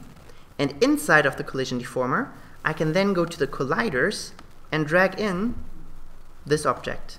So when I now move this, it will start intersecting. So here I can see how it's then like this. I can of course optimize this. Instead of choosing here in the colliders intersect, I could say that I want this to be outside. Alright, apparently let's try inside. Better. So now I can drag this even further, and only at a certain point it will just go away. If I want it more detailed, then I need to have more subdivisions on my plane here. So the more subdivisions I have, the more detailed Can you apply like it will be. thing to it? You can apply cloth material, And to get some cloth wrinkles, we would use sculpting. We can do an example like this in our next quarter. So we cannot take the one from the... No, not really. We could apply here a cloth surface and apply it here, but it just does some weird stuff. It's not really helping. It's not what you would expect it to do.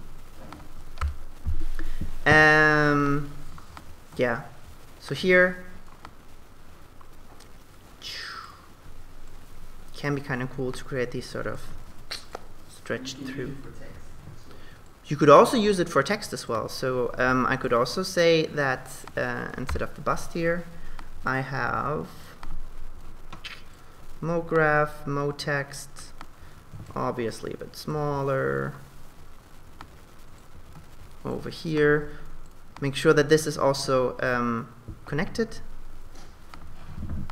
And then we can use this one as a collider. And now you can see how it's here pushing through. You can then also say that this here should be hidden. The text has to be the collider, right? Yeah. And then here add more details, or I can also put this into a subdivision surface, and then I get some more rounded corners here. But with text it doesn't work too well because it's so sharp edged. And we could try what happens if we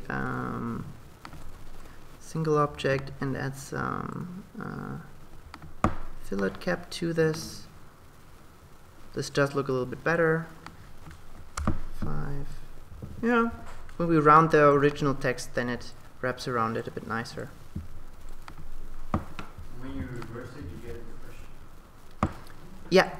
So I could also say here in the collision that it should not be the inside but the outside. And then it's pushed inside of it. Also depending on where this is then placed.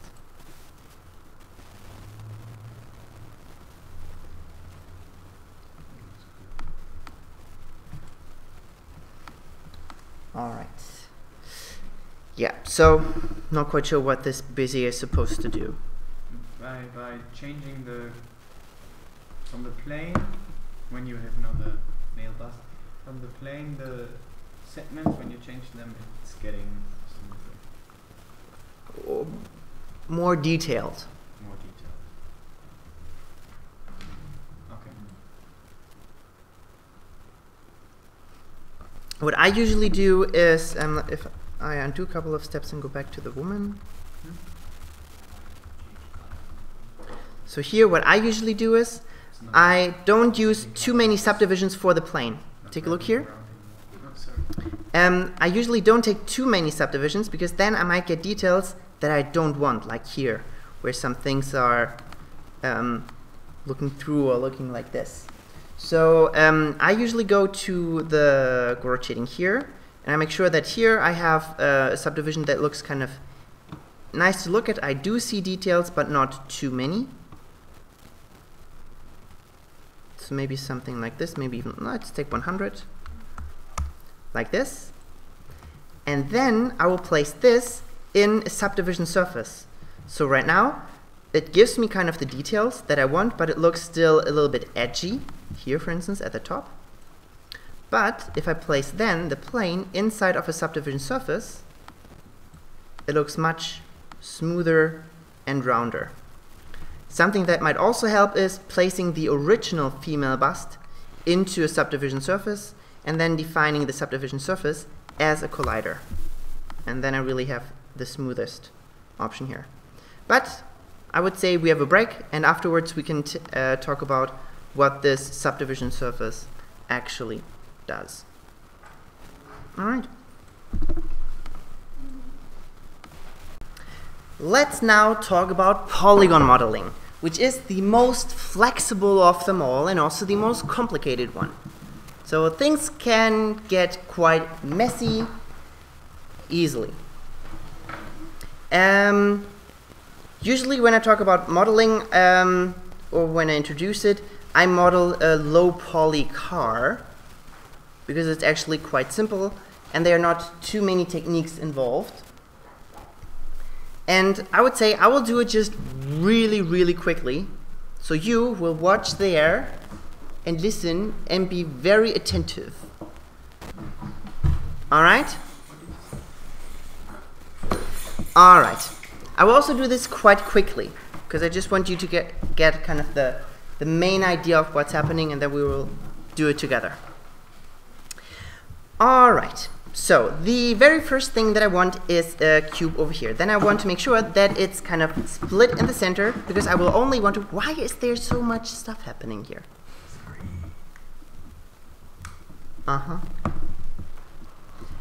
I start with the cube and I want to only model half of the car because the other car will be symmetrical. So I will switch here to my display and garage shading with lines, and I will look for the line that will split it along the z-axis. So I will add, not here, but maybe the x-axis. Here I will add one more line. I hit C to convert this into a polygon. I will go to my polygon mode here. As you might remember, we have polygons, we have edges, and we have points. To delete the polygon, I could just select it and hit delete. However, it does not delete these other sides here, which I also want to get rid of. Also, it does not get rid of my points. So even if I select all these polygons here and I get rid of them, and I go to the point mode, the points are still kind of floating around here.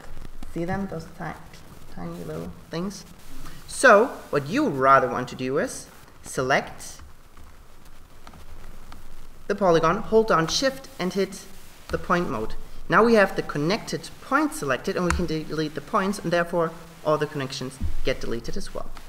Then I will go to my right view, and here I will start adjusting my car. I will go to my rectangle tool, and I will make sure that in the rectangle tool I have enabled only select visible elements, or not have this enabled. What does this mean? If this is enabled and I click and drag across here, in my perspective view I can see that I have only selected the points that I saw in the viewer. So here, and not the ones in the center. So when I now move these up, only those move up, but not those in the back there. Make sense? So in the right view, we want to make sure that we have the only select visible elements deselected. So we can select everything and move this up. So my car is already halfway there. It's kind of floating above the floor. Now I want a couple of subdivisions here, and I can use the knife tool for that. I have actually different options in the knife tool, as you might remember. When I hit K, I have plane cut, line cut, and loop/path cut. In this case, I think that the loop cut actually makes most sense, so I hit K and then L. The loop cut by default, no, it's not restricted to a selection anymore, so this should be fine. However, I usually, when I use this, make sure that I have nothing selected, so I hit Command-Shift-A to deselect all of my points. Command-A selects all the points, Command-Shift-A deselects the points. So I have kind of the front of my car, then I have my window going up, then I have there, so a couple of lines. Then I grab these down and these down. It will be a low poly car. So back into my perspective view, I want to make sure that this is kind of mirrored over, so I will go to, wrong one, the symmetry object, and I will just put the cube inside. By default, it already is symmetrical along the correct axis. Now it's a little bit thick, so what I will do is I will just click and drag to draw a selection around the points that I want to move towards the center. Like this. If I now want to add the windows, I will actually create a couple of cuts additionally. So down here, I will choose my knife tool, I hit K and K again, because I just want to create a line. Command-Shift-A to deselect. Then I will draw a line from here. I can hold down Shift to constrain it to one axis, down there. If I don't want to continue drawing another line, I hit Escape. Then I might want to have a second one here, which I will drag like this, maybe to here, Escape to not draw anymore.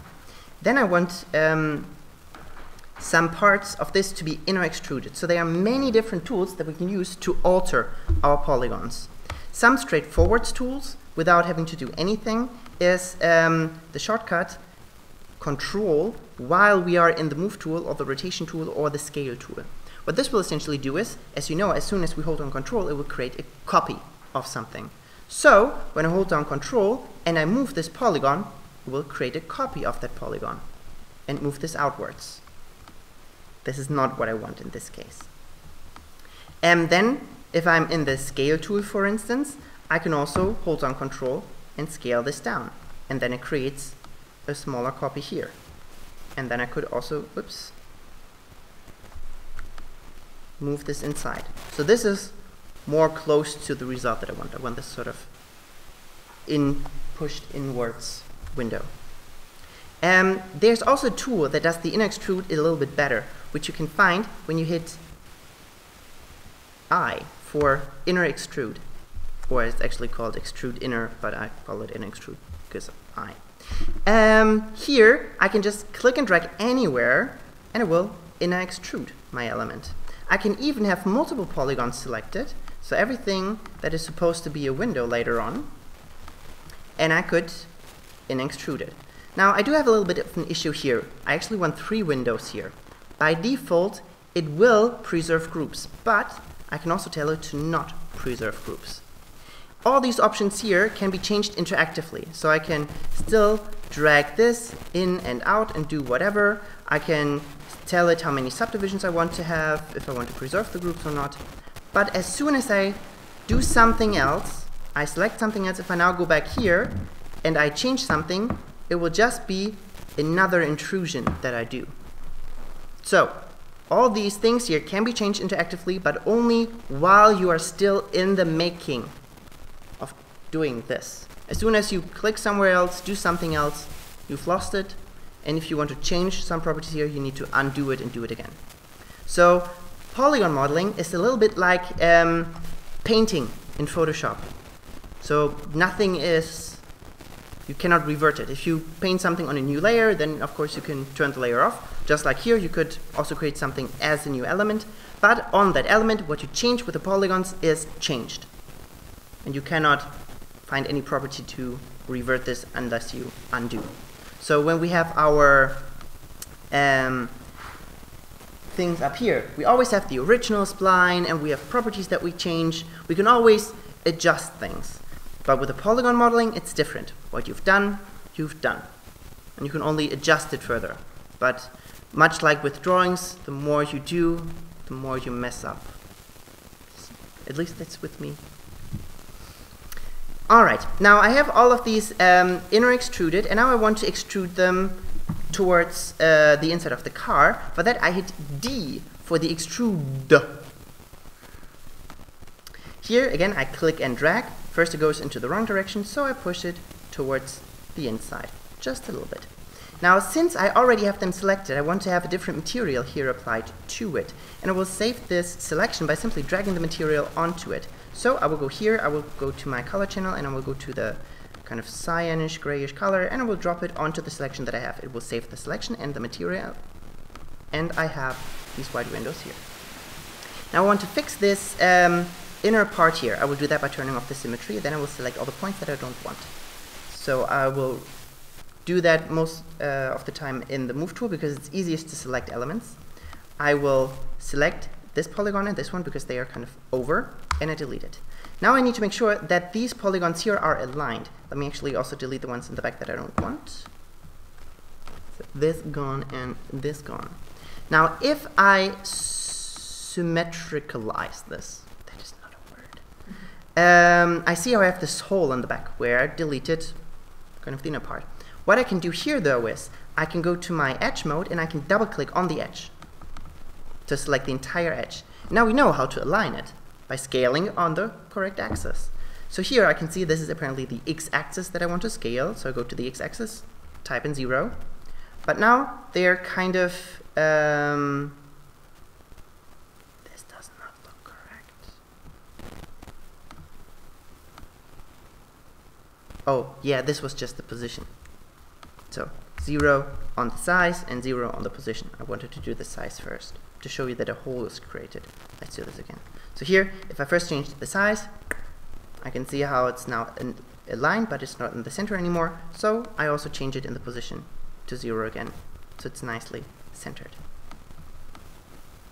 Then for the wheels, I can use a combination of the symmetry object and the instance. So I already know that kind of like the left wheel and the right wheel are exactly the same. And then both of them together are the same as we see in the back of the car. So for the left and the right, I could actually use the symmetry again. So here I might use the tube that I can rotate it around 90 degrees, make it a little bit smaller, and maybe in this view here, move it here a bit smaller, and in the model mode I can actually grab this point here and adjust the radius. This is the floor, I think. Looks about right. Then I could also have a cylinder on the inside of it to fill it so it's not see-through. So I put the cylinder inside of the tube and I reset all the rotation properties that I have here. So this one, and the position 0 and 0. Then I will scale it down so it fits kind of on the inside, and I make it just a little bit thinner. So like this and this. This is now my wheel. Now the wheel should be symmetrical, so I cannot place this inside of the same symmetry object, because you can see the symmetry only allows you to make one thing symmetrical. So I will give this its own symmetry object over here, place it inside, and move this to the side, and I can see how it creates a copper on the other side. Then to move everything back and make sure that all the wheels are the same, what do? To stay as flexible as possible. Clone. Yeah, what is the option that we checked in the cloner? How was it called? With an I, not with an R. Render instances. Exactly. So here we want to choose the instance. And when we have the instance, we can now just move this to the back. The instance will do everything that the symmetry does, and the symmetry will move over everything that this wheel here does. So as soon as we change something in this wheel, for instance the radius here, you can see how it changes on all the wheels automatically. Did you put the symmetry from the wheel in the instances? It happened automatically. So I had the symmetry of the wheel selected, and I create an instance, and that way I'm creating an instance of the symmetry. This is why it's called symmetry 1 instance. Oh, yeah, I can see. And then I can drag this back. Then if I have some things that I know are really symmetrical with this car, for instance, if I have a headlight here, which I would just use as a cube here, I will make it quite a bit smaller, drag it to the front, and up and side, and up and front, and smaller. Let's say this is my headlight here, and I want this to be on the other side as well. I can kind of trick the symmetry into thinking that this is one element by grouping this into a null object. So if I have a null object and I put the cube inside of here, and I put this other cube, which is my headlight, inside here, then we'll also detect this as making it symmetrical. So here I will make this one symmetrical as well. So for the back side, I could create another cube, which would then be the light on the back here.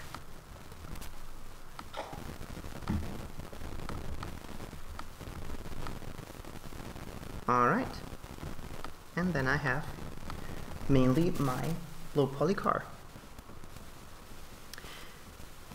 Let's do this together.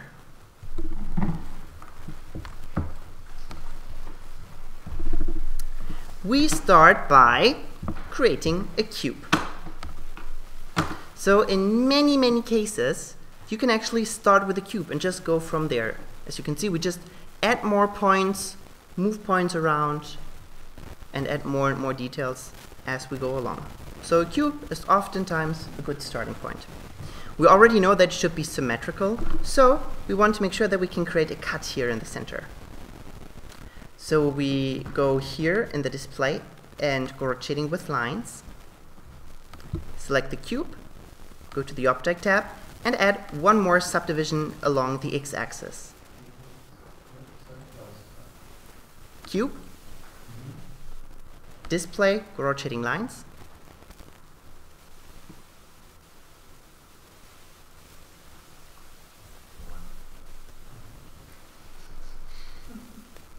and then segments X, we want to have 2.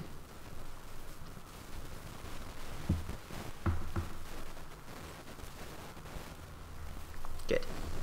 Now we want to convert this into a polygon, so we select it and we hit C. Alternatively, you can also hit this button up here in the top left corner, make editable. Then we go to the polygon mode, And I usually delete the one on the left-hand side here. So we can see how we have the x-axis pointing outwards, and I want the exact other polygon to be selected.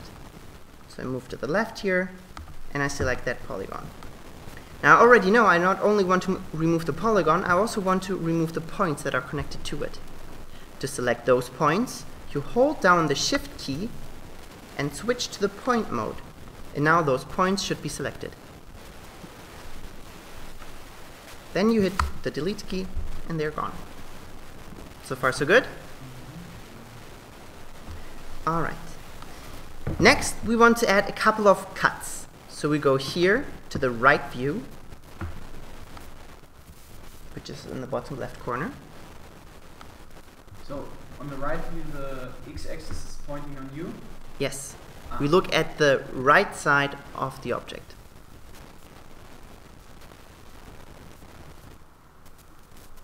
Okay. Fine. Yeah, that's fine. Kind of like when this is your object, well, do something that is... My computer is the object. The front view is I'm looking at it from the front. Yeah. And the top view is from the top. And the right view is from the right. Why is there not a left view? Because it would be exactly the same one here, just mirrored. Then you could also ask why there's no bottom view. Because it's the same as the top. Just But if you have other stuff on the bottom you want to change? no, it doesn't matter. I can also see here the left side. So this is always see-through. Right? So here we always see like the cage, and we have no perspective, so it doesn't matter if we're on the right or the left. It's always the same. Which one? After splitting its segments.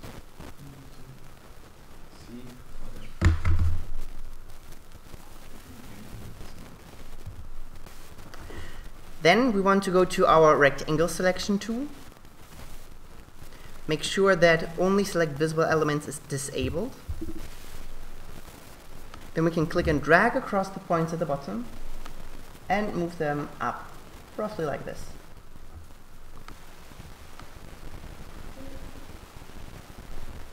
Rectangle selection tool. Make sure that only select visible elements is turned off. Click and drag across the points that you want to move. And then move it up.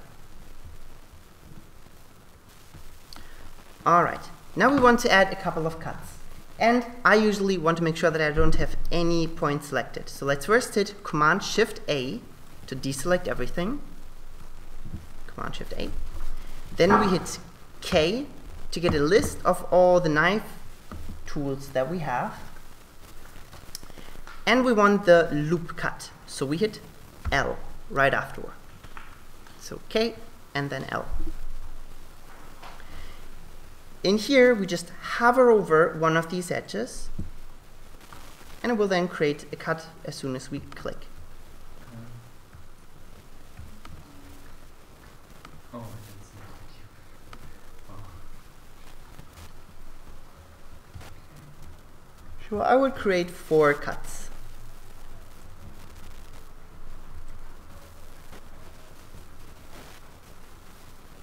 The left side is the front, right? Yes. The left side is the front. Then we can grab our rectangle selection again, drag the front 2 points here, and move them down. And the back 2 points down like this.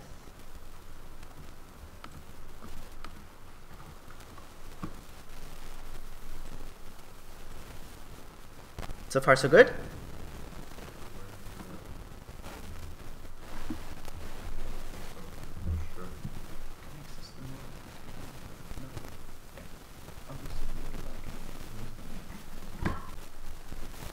Alright, now we want to create some additional cuts so we can create our windows. So we hit K and K a second time. Then we can just click on the point here, move it to the right, hold down Shift to constrain it to one axis, and let it snap to the next line. In which mode do we have to do? Click again, and then it has created our cut here. In the point mode, ideally. So I do this again. You are in the point mode, you hit K twice, and you click on this point here, hold down Shift while you move it over, let it snap, and click. Now to stop creating more lines, you hit the Escape key. Then for the back side, I will drag another line and make this one a little bit longer. So I click here, move it over, hold down Shift, and let it snap. And again, hit Escape. What is this blue line, this side Mhm. line there? You should already know this.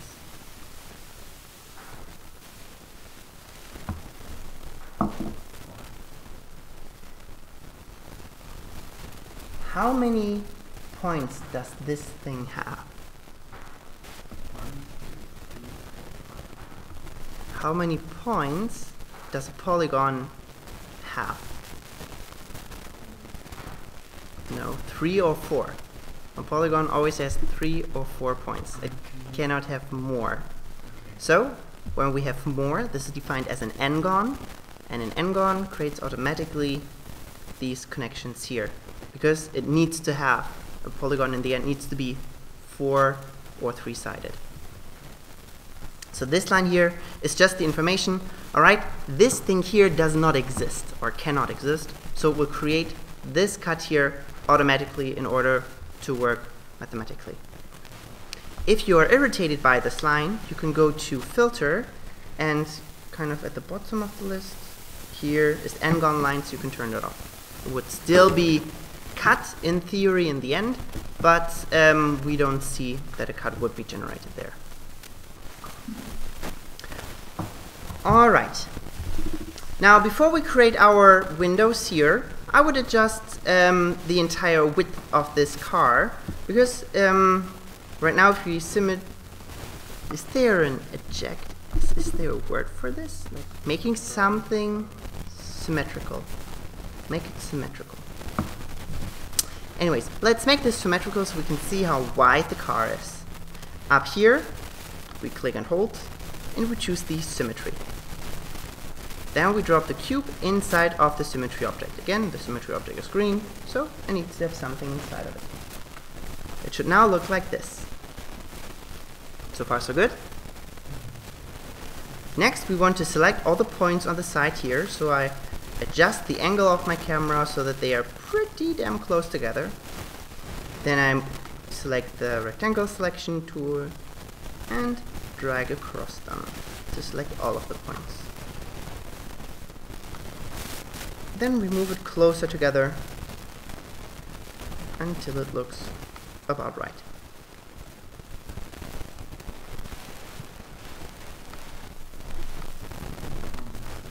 Mm-hmm.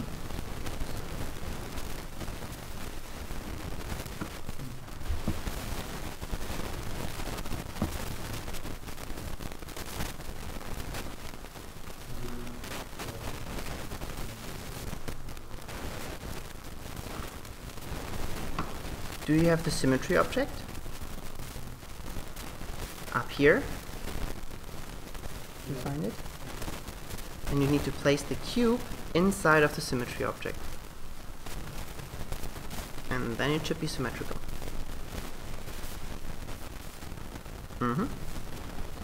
Alright. Next we want to create these windows. Therefore, we know we want to inner extrude the polygons. So on the left hand side, we switch to the polygon mode. And I tend to select polygons in the move tool. So I choose the move tool and I just click and shift click on all the polygons that I want to be windows later on. So these 5.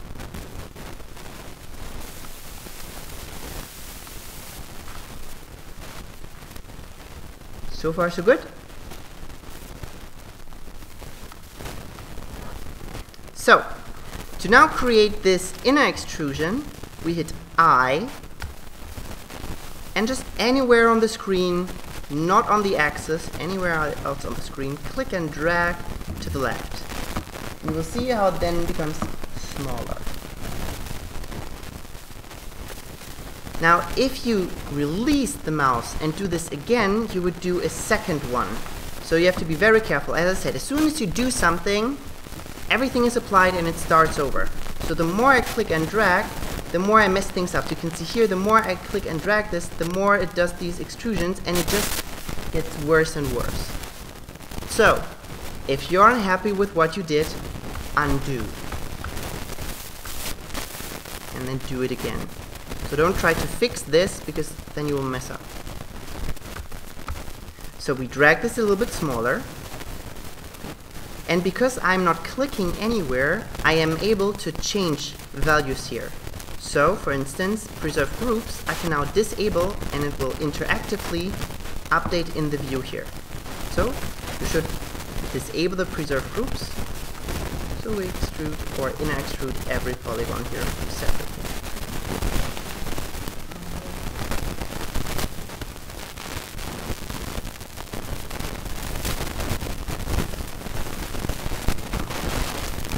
There is a variation option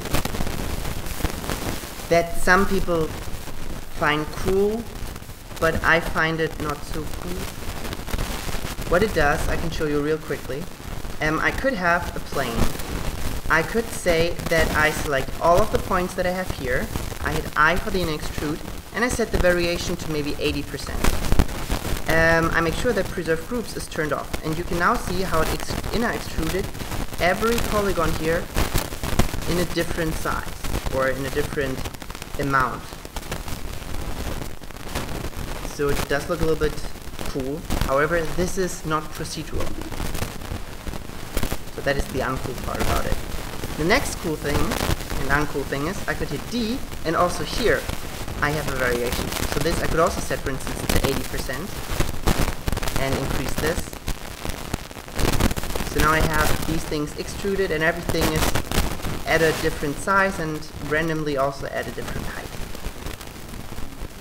Yeah, so now I created a little city here. Yeah, it's about the same. So this looks kind of interesting, but then again it's like, what would you need this for?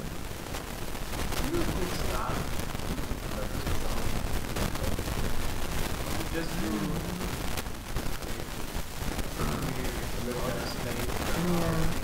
I don't know. Yeah, I mean we could use this kind of here. And maybe render this with a strong AO. So here ambient occlusion. And then we have like a white material here.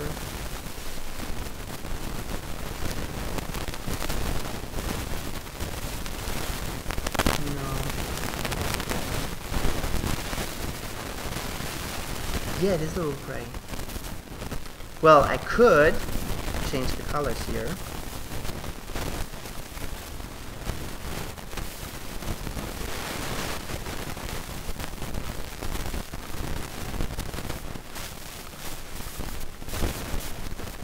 Now it's not gray anymore. Yeah, so this is what the variation are for, but the disadvantage there is just really this cannot be changed. You cannot change the variation later on. This is, you modeled it, it's done. Alright, so here we don't want any variation, we just want it to be inner extruded. Next we want to actually extrude it towards the inside, which is a different functionality. So we hit D for the extruder, and we click and drag a little bit to the left. Don't do it too much, because at some point you will see how the other windows are intersecting. So this is not what we want. Just a little bit. So far so good. Next, we want to make sure that this selection is safe and has a different material. So I want the, yeah?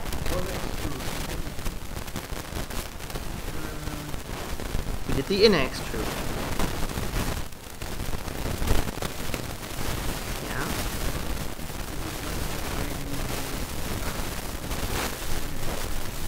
Yeah, the inner extrude does this. If I don't inner extrude it, how am I supposed to extrude this towards the inside? Yeah, so it was. Yeah, it was to create these new lines. So we then have defined windows, separate polygons here, that we can then extrude towards the inside. No. And yes. So it is the same if we only have one single polygon selected. But since we have multiple polygons, I could not copy them to the left. You can see how this does not really make sense here. So the inner extrude tool and the extrude tool work for each polygon separately, and for instance also the inner extrude here works nicely on a per polygon basis. But if I have this one here selected and I hit T and I hit Control, you can see how it scales from the center of the polygon but not really from the center that I would expect to. So in some cases, if I for instance have a rectangle, here I can also use the scale tool and the move tool to extrude this inner and out.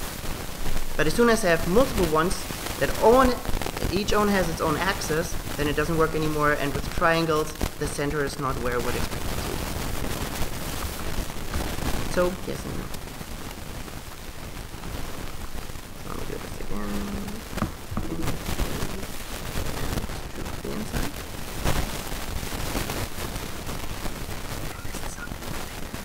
Oh no, I just extruded too much.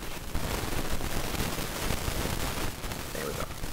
Alright, so we want to save the selection that we see here. So we go to our material panel down here, double click and create a new material. Here in the color I would choose something bright bluish. Yeah, we will not render this. This is just for modeling purposes. So we then drag and drop it onto the selection, and we should now have a different color here.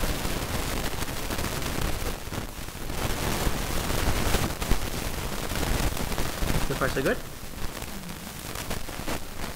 Alright, now we want to fix these bars in the center, so I would turn off the symmetry for now, select the cube, and go to the move tool again. There we select the two polygons and delete it, and then go to the back side here, select the two polygons and delete it. So it should now look like this.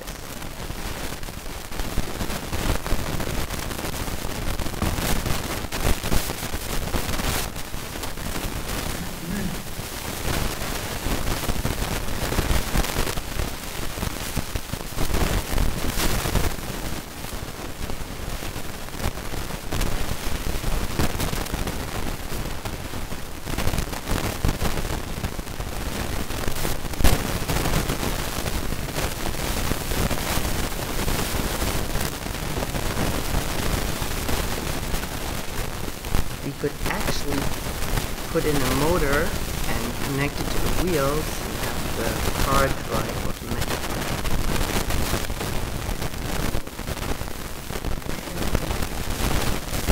And you could put a naked person inside.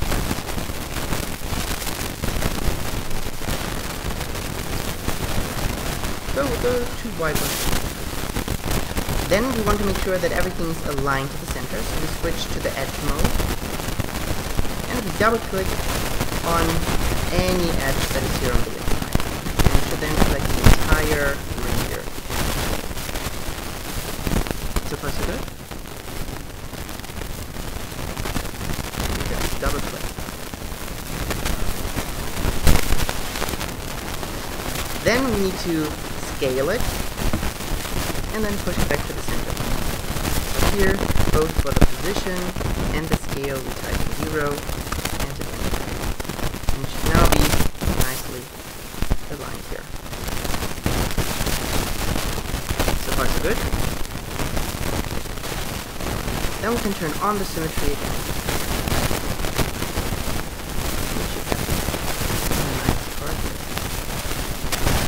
So far so good. Next we want the wheel. For the wheel, I would choose a a tube. The cube we want to be a little bit smaller, obviously. And we rotate it around by 90 degrees. We can then also go back to the right view to adjust this and in position inside a little bit better.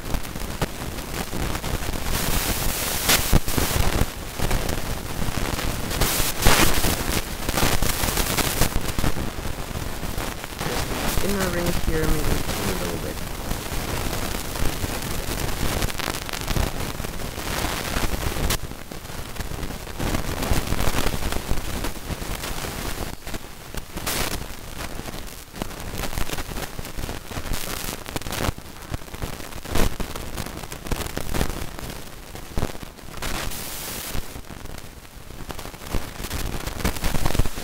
So far so good.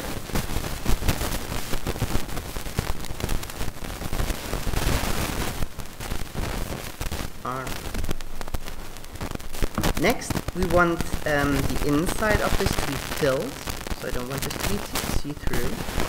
So we create a cylinder, rotate it the same way,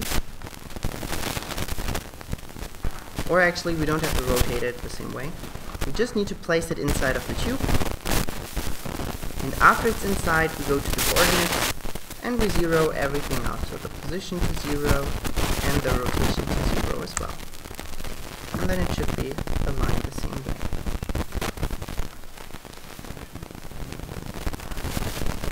Then we can scale it down so that it's larger than the outer radius, but smaller than the outer radius, but larger than the inner radius.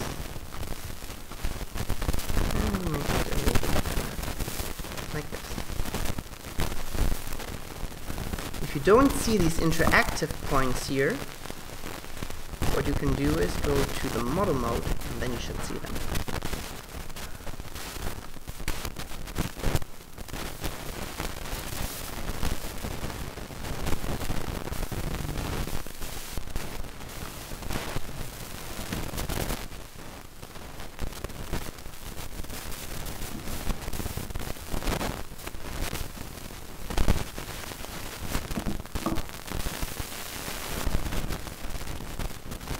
So far so good? Alright. Now we can take the cube and already move it a little bit to the outside. So right now it's in the center of the car, and we want this to be a little bit on the side here.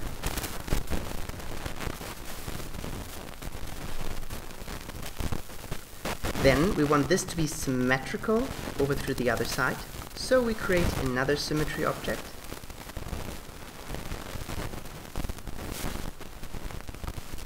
And place the tube inside.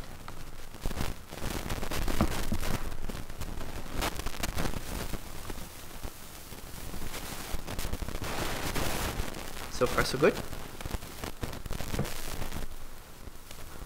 Then we want the wheels to be also on the back of the car. So with the symmetry one selected, we will create an instance and move the instance to the back of the car.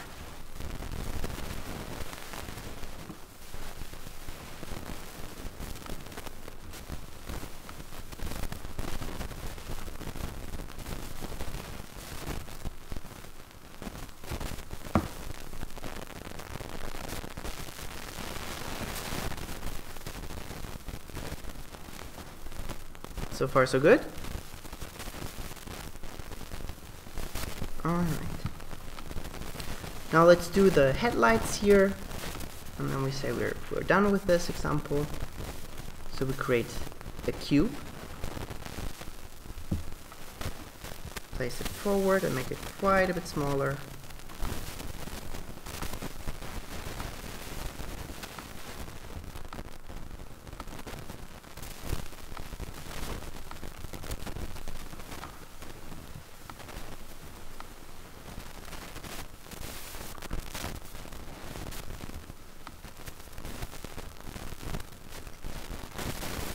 And then, to make it also symmetrical, along with the car, we will create a null object. Place the null object in the first symmetry object, where we have our car. There's no shortcut, unless you group something. But I want to create a clean null object. So it's up here. What's the difference? In this case, there's no difference, because the anchor point of the cube is already in the center of the world. But if the anchor point of the cube is somewhere else, then the anchor point of the null object would also be wherever the anchor point of the selected element is. So just to show you really quick, if I have this cube and my cube is over here, if I hit Alt-G, my null object is now where the cube is. So nothing changed in the anchor point. If I create a null object like this, then the anchor point is down here, and I place this inside, then the anchor point of the null is still in the center. Okay. And I do want the center, or the null object, to be in the center, because in the center is also my symmetry object. And because I'm adding more elements, I rather want to have a world center rather than a center of one object, but the other objects have nothing to do with the center of the null. So here we create a null object, place it in the symmetry, then we place the cube that is our car inside of the null, and the cube that is our headlight inside of the null.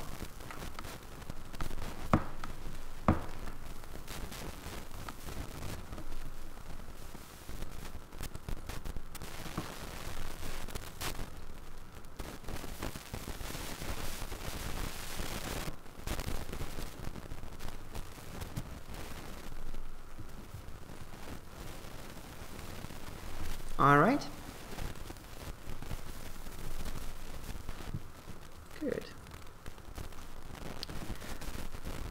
So,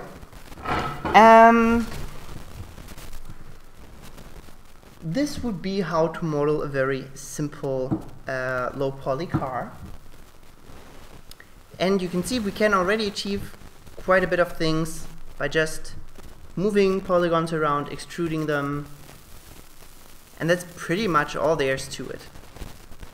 But it's a lot like painting. Just because you know that you can choose the brush tool and make a brush stroke doesn't paint a portrait. So with polygon modeling, it's the same. These are all the techniques that you need, mostly. And from here on out, it's really just applying it in different scenarios. There's only one last thing that I did not show you, which is the so-called poly pen. The poly pen is sort of a unified modeling tool, and it has a lot of functionalities which are usually split into multiple tools. So when we go up here to mesh, we can see we have transform tools and create tools. So here we can see we could also create bevels, we can weld elements together or create bridges. We could do all of that except for the weld with the poly pen, which is up here. Let me quickly show you what the poly pen does. When I have a new document here and I go to my front view, for instance, and I switch to the poly pen where the shortcut is M and E, or you can also find it under mesh and create tools in poly pen. The poly pen works differently depending on which mode I'm in. So when I'm in the point mode, I can just click and create points. And here you can see I've now drawn a polygon. I can also subdivide the polygon by just connecting points together. I can also subdivide it even further by creating a connection like this, or like this. So when I then go here, I can see how I've drawn this polygon with these subdivisions here. The alternative is to paint polygons. So here when I'm in the polygon mode and have my polygon here, I have a radius. Why is this draw mode still on points? Polygons. I have a radius, and I can now click and drag and therefore point polygons. I could then also point a second line of polygons here, and I can connect them together. For instance, when I hover over, you can see how it always highlights certain areas. So here, my polygon is still highlighted, so when I click and drag, I'm moving the entire polygon. When I hover over a line, the line moves, and it will also snap to other elements. So I could snap these down here. I could even have this, the point snap, or an entire edge snap, like this. I can also create a bridge. When I drag it, let me show you first up here, I can hold on Control and drag, and then I can draw out an additional polygon. So here I can also move this down and connect them together, like this, and this, and this. And here's now a hole, so I can just move this to one of the edges here, and therefore close it. Let me undo this and show you in the perspective. So here, because there are more polygons up here than down here, I could not connect all of them the way that I would want to.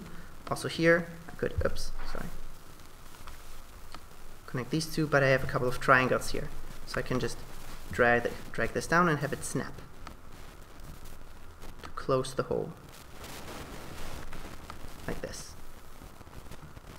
So, why would you need to draw something like this? Let me give you a simple example.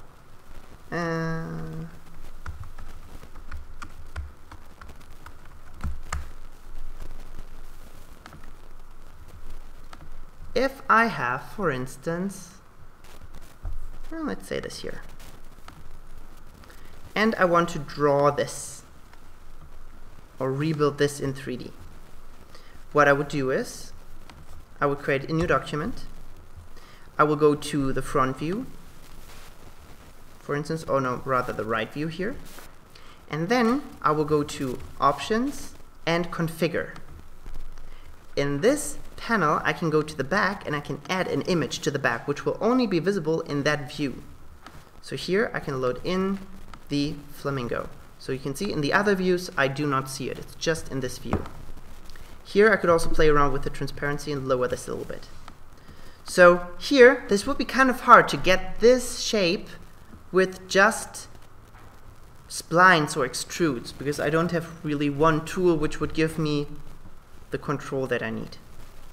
So what I could do here is, I could create with my ME, maybe first in the polygon mode here,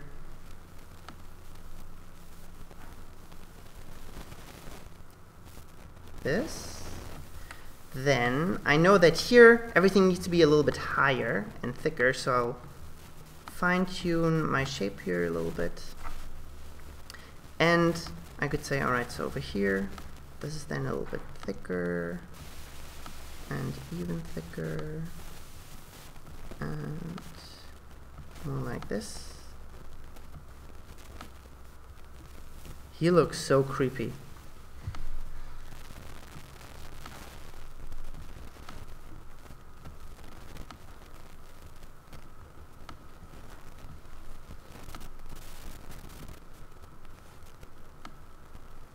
I wonder what he's thinking.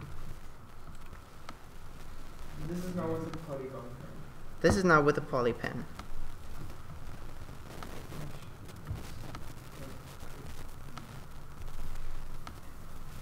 Alright. Now in order to give this some thickness, I would need to add, I will just ignore that down here, the things are not really matching perfectly. I really just did this. Yeah, I really just did this roughly. I need a couple of more polygons that I could extrude outwards. So here I would maybe select all of the points that I have. I hit I for the inner extrude, and I'll create a little bit of an inner extrude. If I then go over here to my perspective view, I could move this to the outside a little bit. Then I could also create a loop cut, so K and L, and create a loop along the center here. If I click, I also have the option up here to define where I want this cut to sit exactly. So I can move this around, or I can even double click inside of it and type in 50. And then I have a cut exactly at 50%. I could then start selecting a couple of these points. Maybe I double click to select all of them, but maybe I don't want to move. Let's go back to the move tool. Sorry, double click. Let's not select these ones here, and then move these ones out even further. So now I'm starting to get a little bit of thickness here.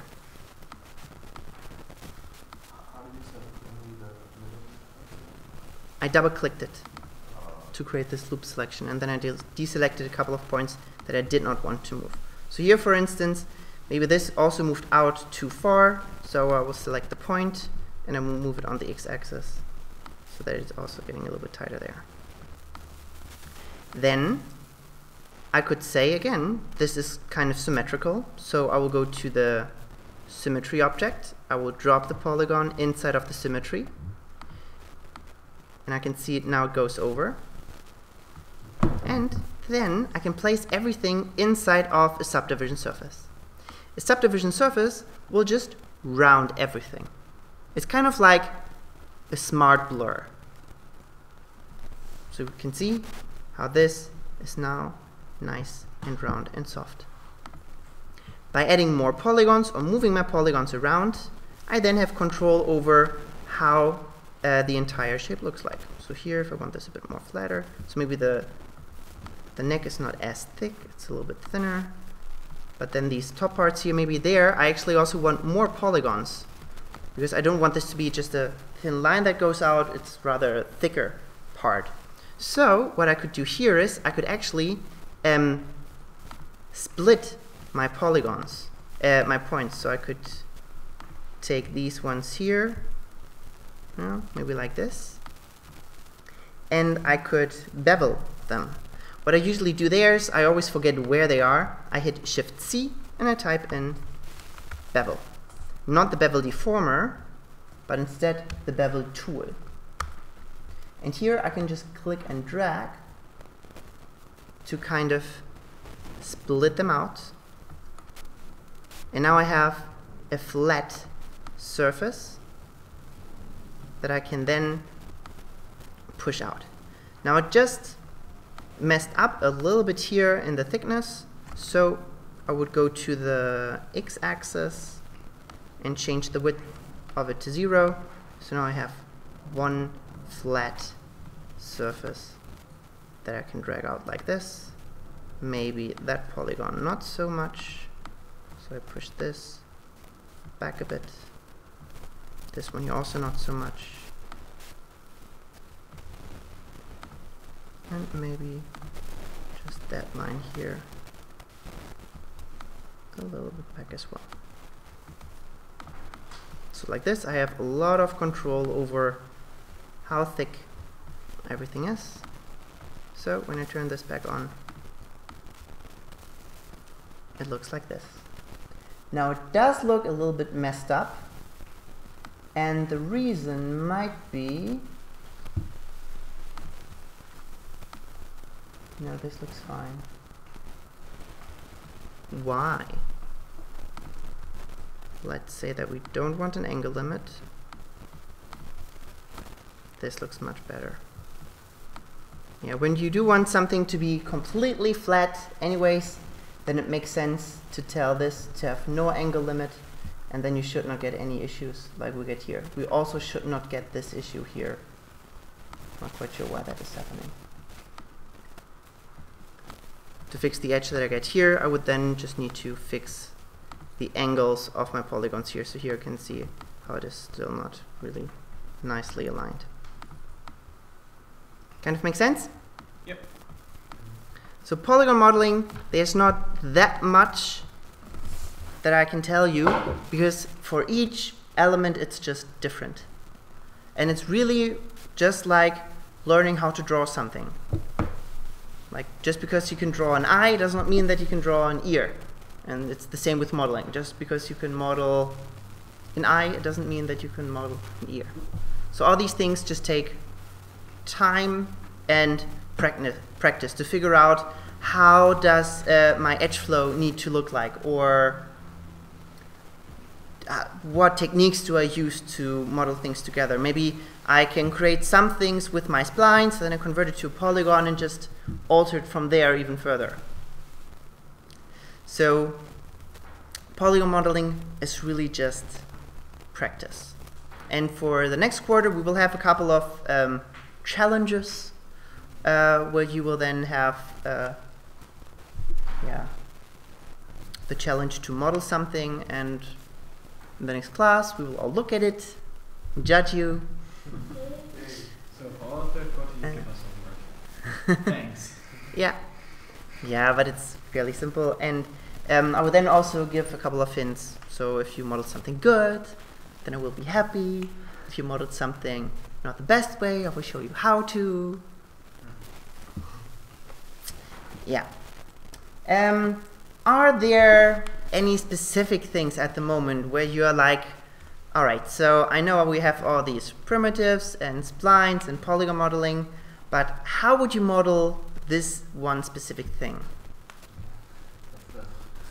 Yeah, wait 1 second. Let me just save this. Hannes modeled this, and I wonder how he did it. And I thought at first maybe he did it with this. I'll show you around. He did it with this because you now modeled also. That's not modeled. It's not? Let me show you how he did it. I want to put a comment. This is not Cinema 4D model. It is Cinema 4D, What is it? but it's probably not. Let me show you what he did. Or how, I'm not quite sure how he did it specifically, but how he could have done it. So, The easiest way. let's go to the content browser, and let's say we have a horse. So he modeled probably a goose or something from the web.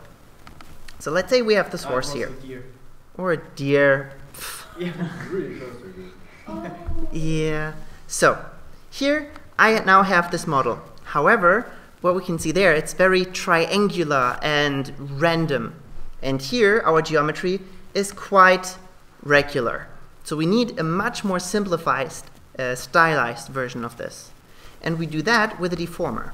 So here we use the polygon reduction and we drop it inside here, and it creates this low poly triangular look of this.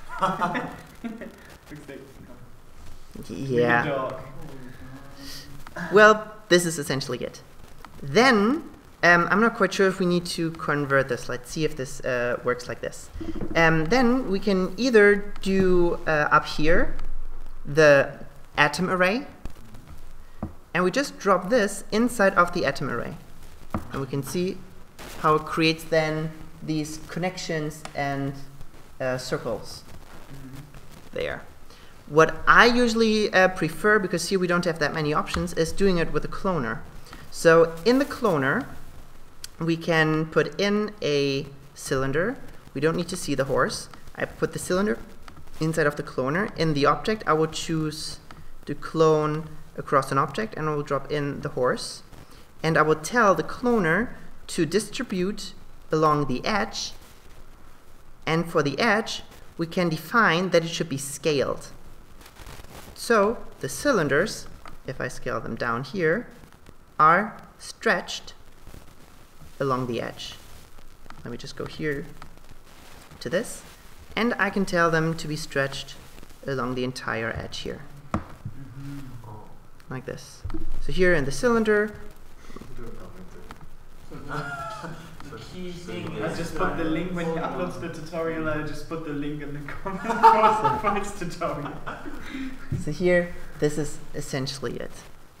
But he had to have the model from the From somewhere. Maybe he modeled it himself, I don't know. That could be. Yeah. But otherwise, polygon reduction and then having cylinders cloned across the edges. Yeah. It is a nice technique. put. So this is not really real modeling. In that case, it's more like using cloners and effects and stuff to it. Okay. Yeah. So as soon as you see many elements, then it's probably somehow with a cloner. By the way, you can also clone something across a spline. So for instance, I could, if I have the horse here, let's use this one without the polygon reduction. If I then want some weird spikes across his neck, for instance, just to show you something that is possible, I could double click on the edge here, so I have kind of the seam. I could then deselect all of the points that I'm not interested in, although I think I will fix this later. I can convert this into a spline with a command that is called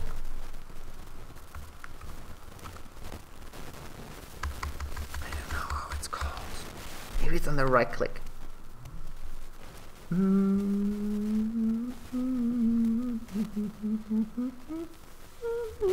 it's not there. And then I'm sure it's somewhere here, or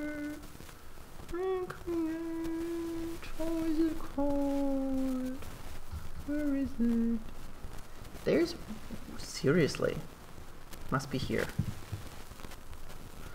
Spin edge, no. Here, edge to spline. There we go. So when I select this, I have now a spline that is exactly the edge from the polygons that I had. I could then get rid of a couple of points here. So for instance, let's just rather use the lasso like this. Why? Yeah, let's say that the spline should not be closed. So like this. So like this. So now I just have a spline off the back here. And I could then, for instance, have some cones and the cloner. And I can tell the cloner to be on an object, and the object is the spline. And then I can scale them down a bit. And then I just need to rotate this a little bit around. Wrong axis. Wrong axis. There we go. Like this. And then I have, with the cloner, some applied here. On the cloner itself, I then also have some options. For instance, I could say instead of having it per segment, it should be equally aligned. So why doesn't it update? Let's try here. Oh, this is set to none, the intermediate points. Let's set this to uniform. There. And now we have them evenly applied to the back here. So also when you want to add some details and you feel like, oh no, modeling this and so many, maybe there's a different way of applying it. So modeling this in here would be super, super hard, but using the cloner and adding it might just be enough for something like this. Yeah, this horse does not want to be ridden.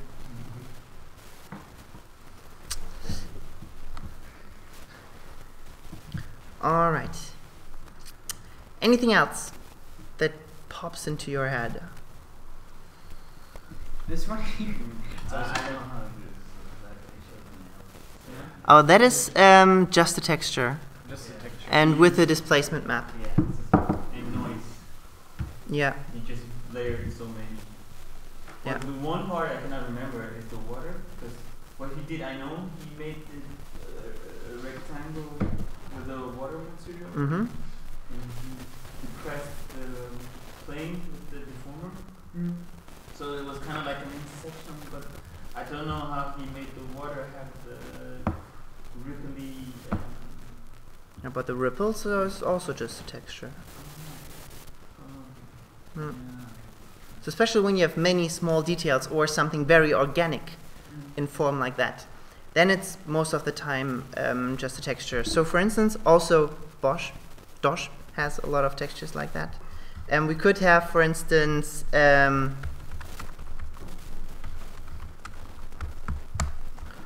displacement map. So here, yeah, usually they look something like this. Or this one here is also a good one. So here, ugh. Let me just view this. Yeah, alright, so this is fairly small, but this is rather a bump actually because it's such a small pattern. But for instance, if I want the horse now to be like it's made out of this thing here, we could put this into the bump. So here in the material I can go to bump, and then I can add this image as a bump, and I need to have enhance OpenGL here, and now you can see how it's kind of applied to the object here. If we go to editor and set that we want no scaling, then it should be also a little bit sharper, now, although the texture is quite small actually.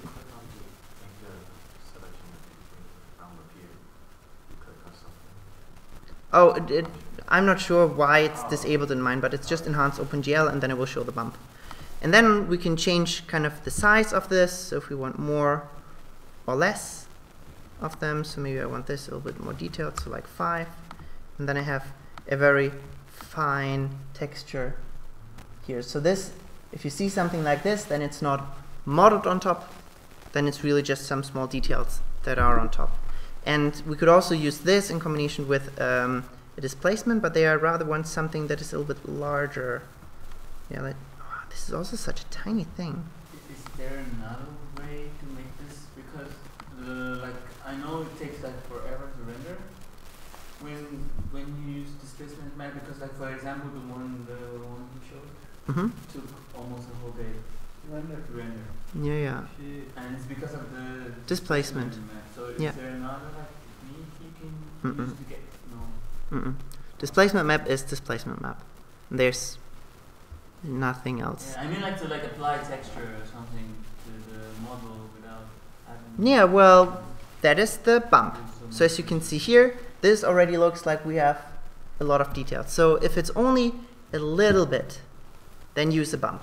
But when you have really things that should extrude out, like on the back here, if it should really feel like it's the actual object. So here, when I render this, oh yeah, I don't have, let me just turn off, whoops. Let me just turn off the GI. If I render this, I can see how this looks nice and all, but here it's just completely flat and goes away. But if I use something, yeah, let's just take this one here. This is a nice large texture. This will be interesting. So save as. If I apply this, instead of as a bump, as a displacement, I will also, no, I will apply it as a bump first so I can see what's happening. Gravel. Much stronger. Yeah, like this. Yeah, looks good enough. So this here can only be extruded visually. It's like a bevel and emboss. It's not really a displacement. But if I put this same texture, instead of in the bump, into the displacement, we can already see in the preview how it actually moves polygons away. However, if I now hit render, I hardly see anything happening. Like these ones do some weird shit. Let me just turn them off. But here, it feels like it moved. Like when we look at this edge here, when I render it's at a different place, but it does not do what I would expect it to because I don't have enough polygons. So in order for a displacement map to work, we need to have hundreds of thousands of polygons. So we would say subpoly displacement, and it will subdivide our object 4 times. The more we subdivide it, the more detailed this will get. So here we can already see, alright, so it's displacing something, but it nearly doesn't look like we need it to. So we need to subdivide it even further. I would also say that it should round the geometry, and when I now render, I can see how I now have a realistic displacement. I also see how it actually displaces the outside of it. Alright? So in order for displacement to work, we need to subdivide the element quite a lot to have enough polygons to give us the rounding that we need. And because we have so many polygons to have the details, then everything else takes much longer. So lights take much longer to be calculated. Reflections take super long to be calculated. So here maybe we even need to go up to 7. And let's just see how it looks like if we make this a bit, if we just set this to 1 and zoom out a bit, then we should have this fairly large on it.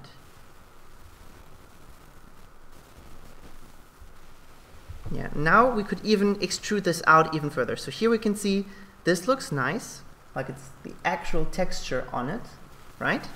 Or like it's the actual geometry. And here we could then even say that we want to extrude it not 5 centimeters, but let's say 20 centimeters.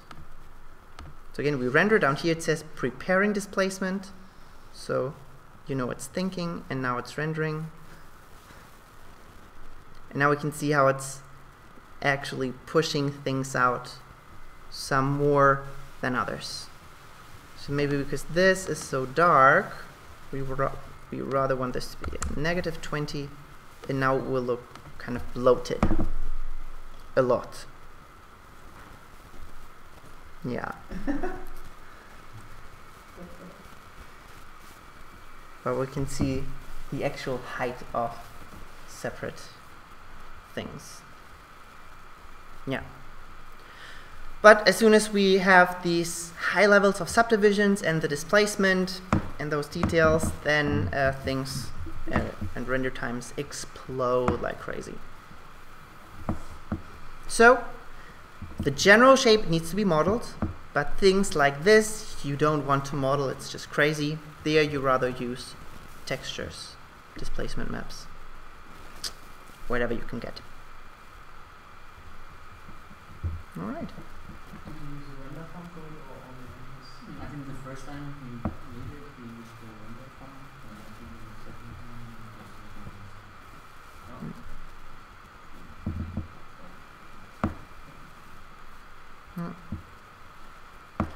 Alright. Then I would say this is it for the basic course. We see each other after the break and also on Monday, but briefly. And yeah, for the advanced course in cinema, we will talk about projection mappings. We will use the sculpting in cinema. We will talk about some more advanced rendering techniques. And yeah, we'll see how far we can get there. Good. Then that's it. Have a nice weekend.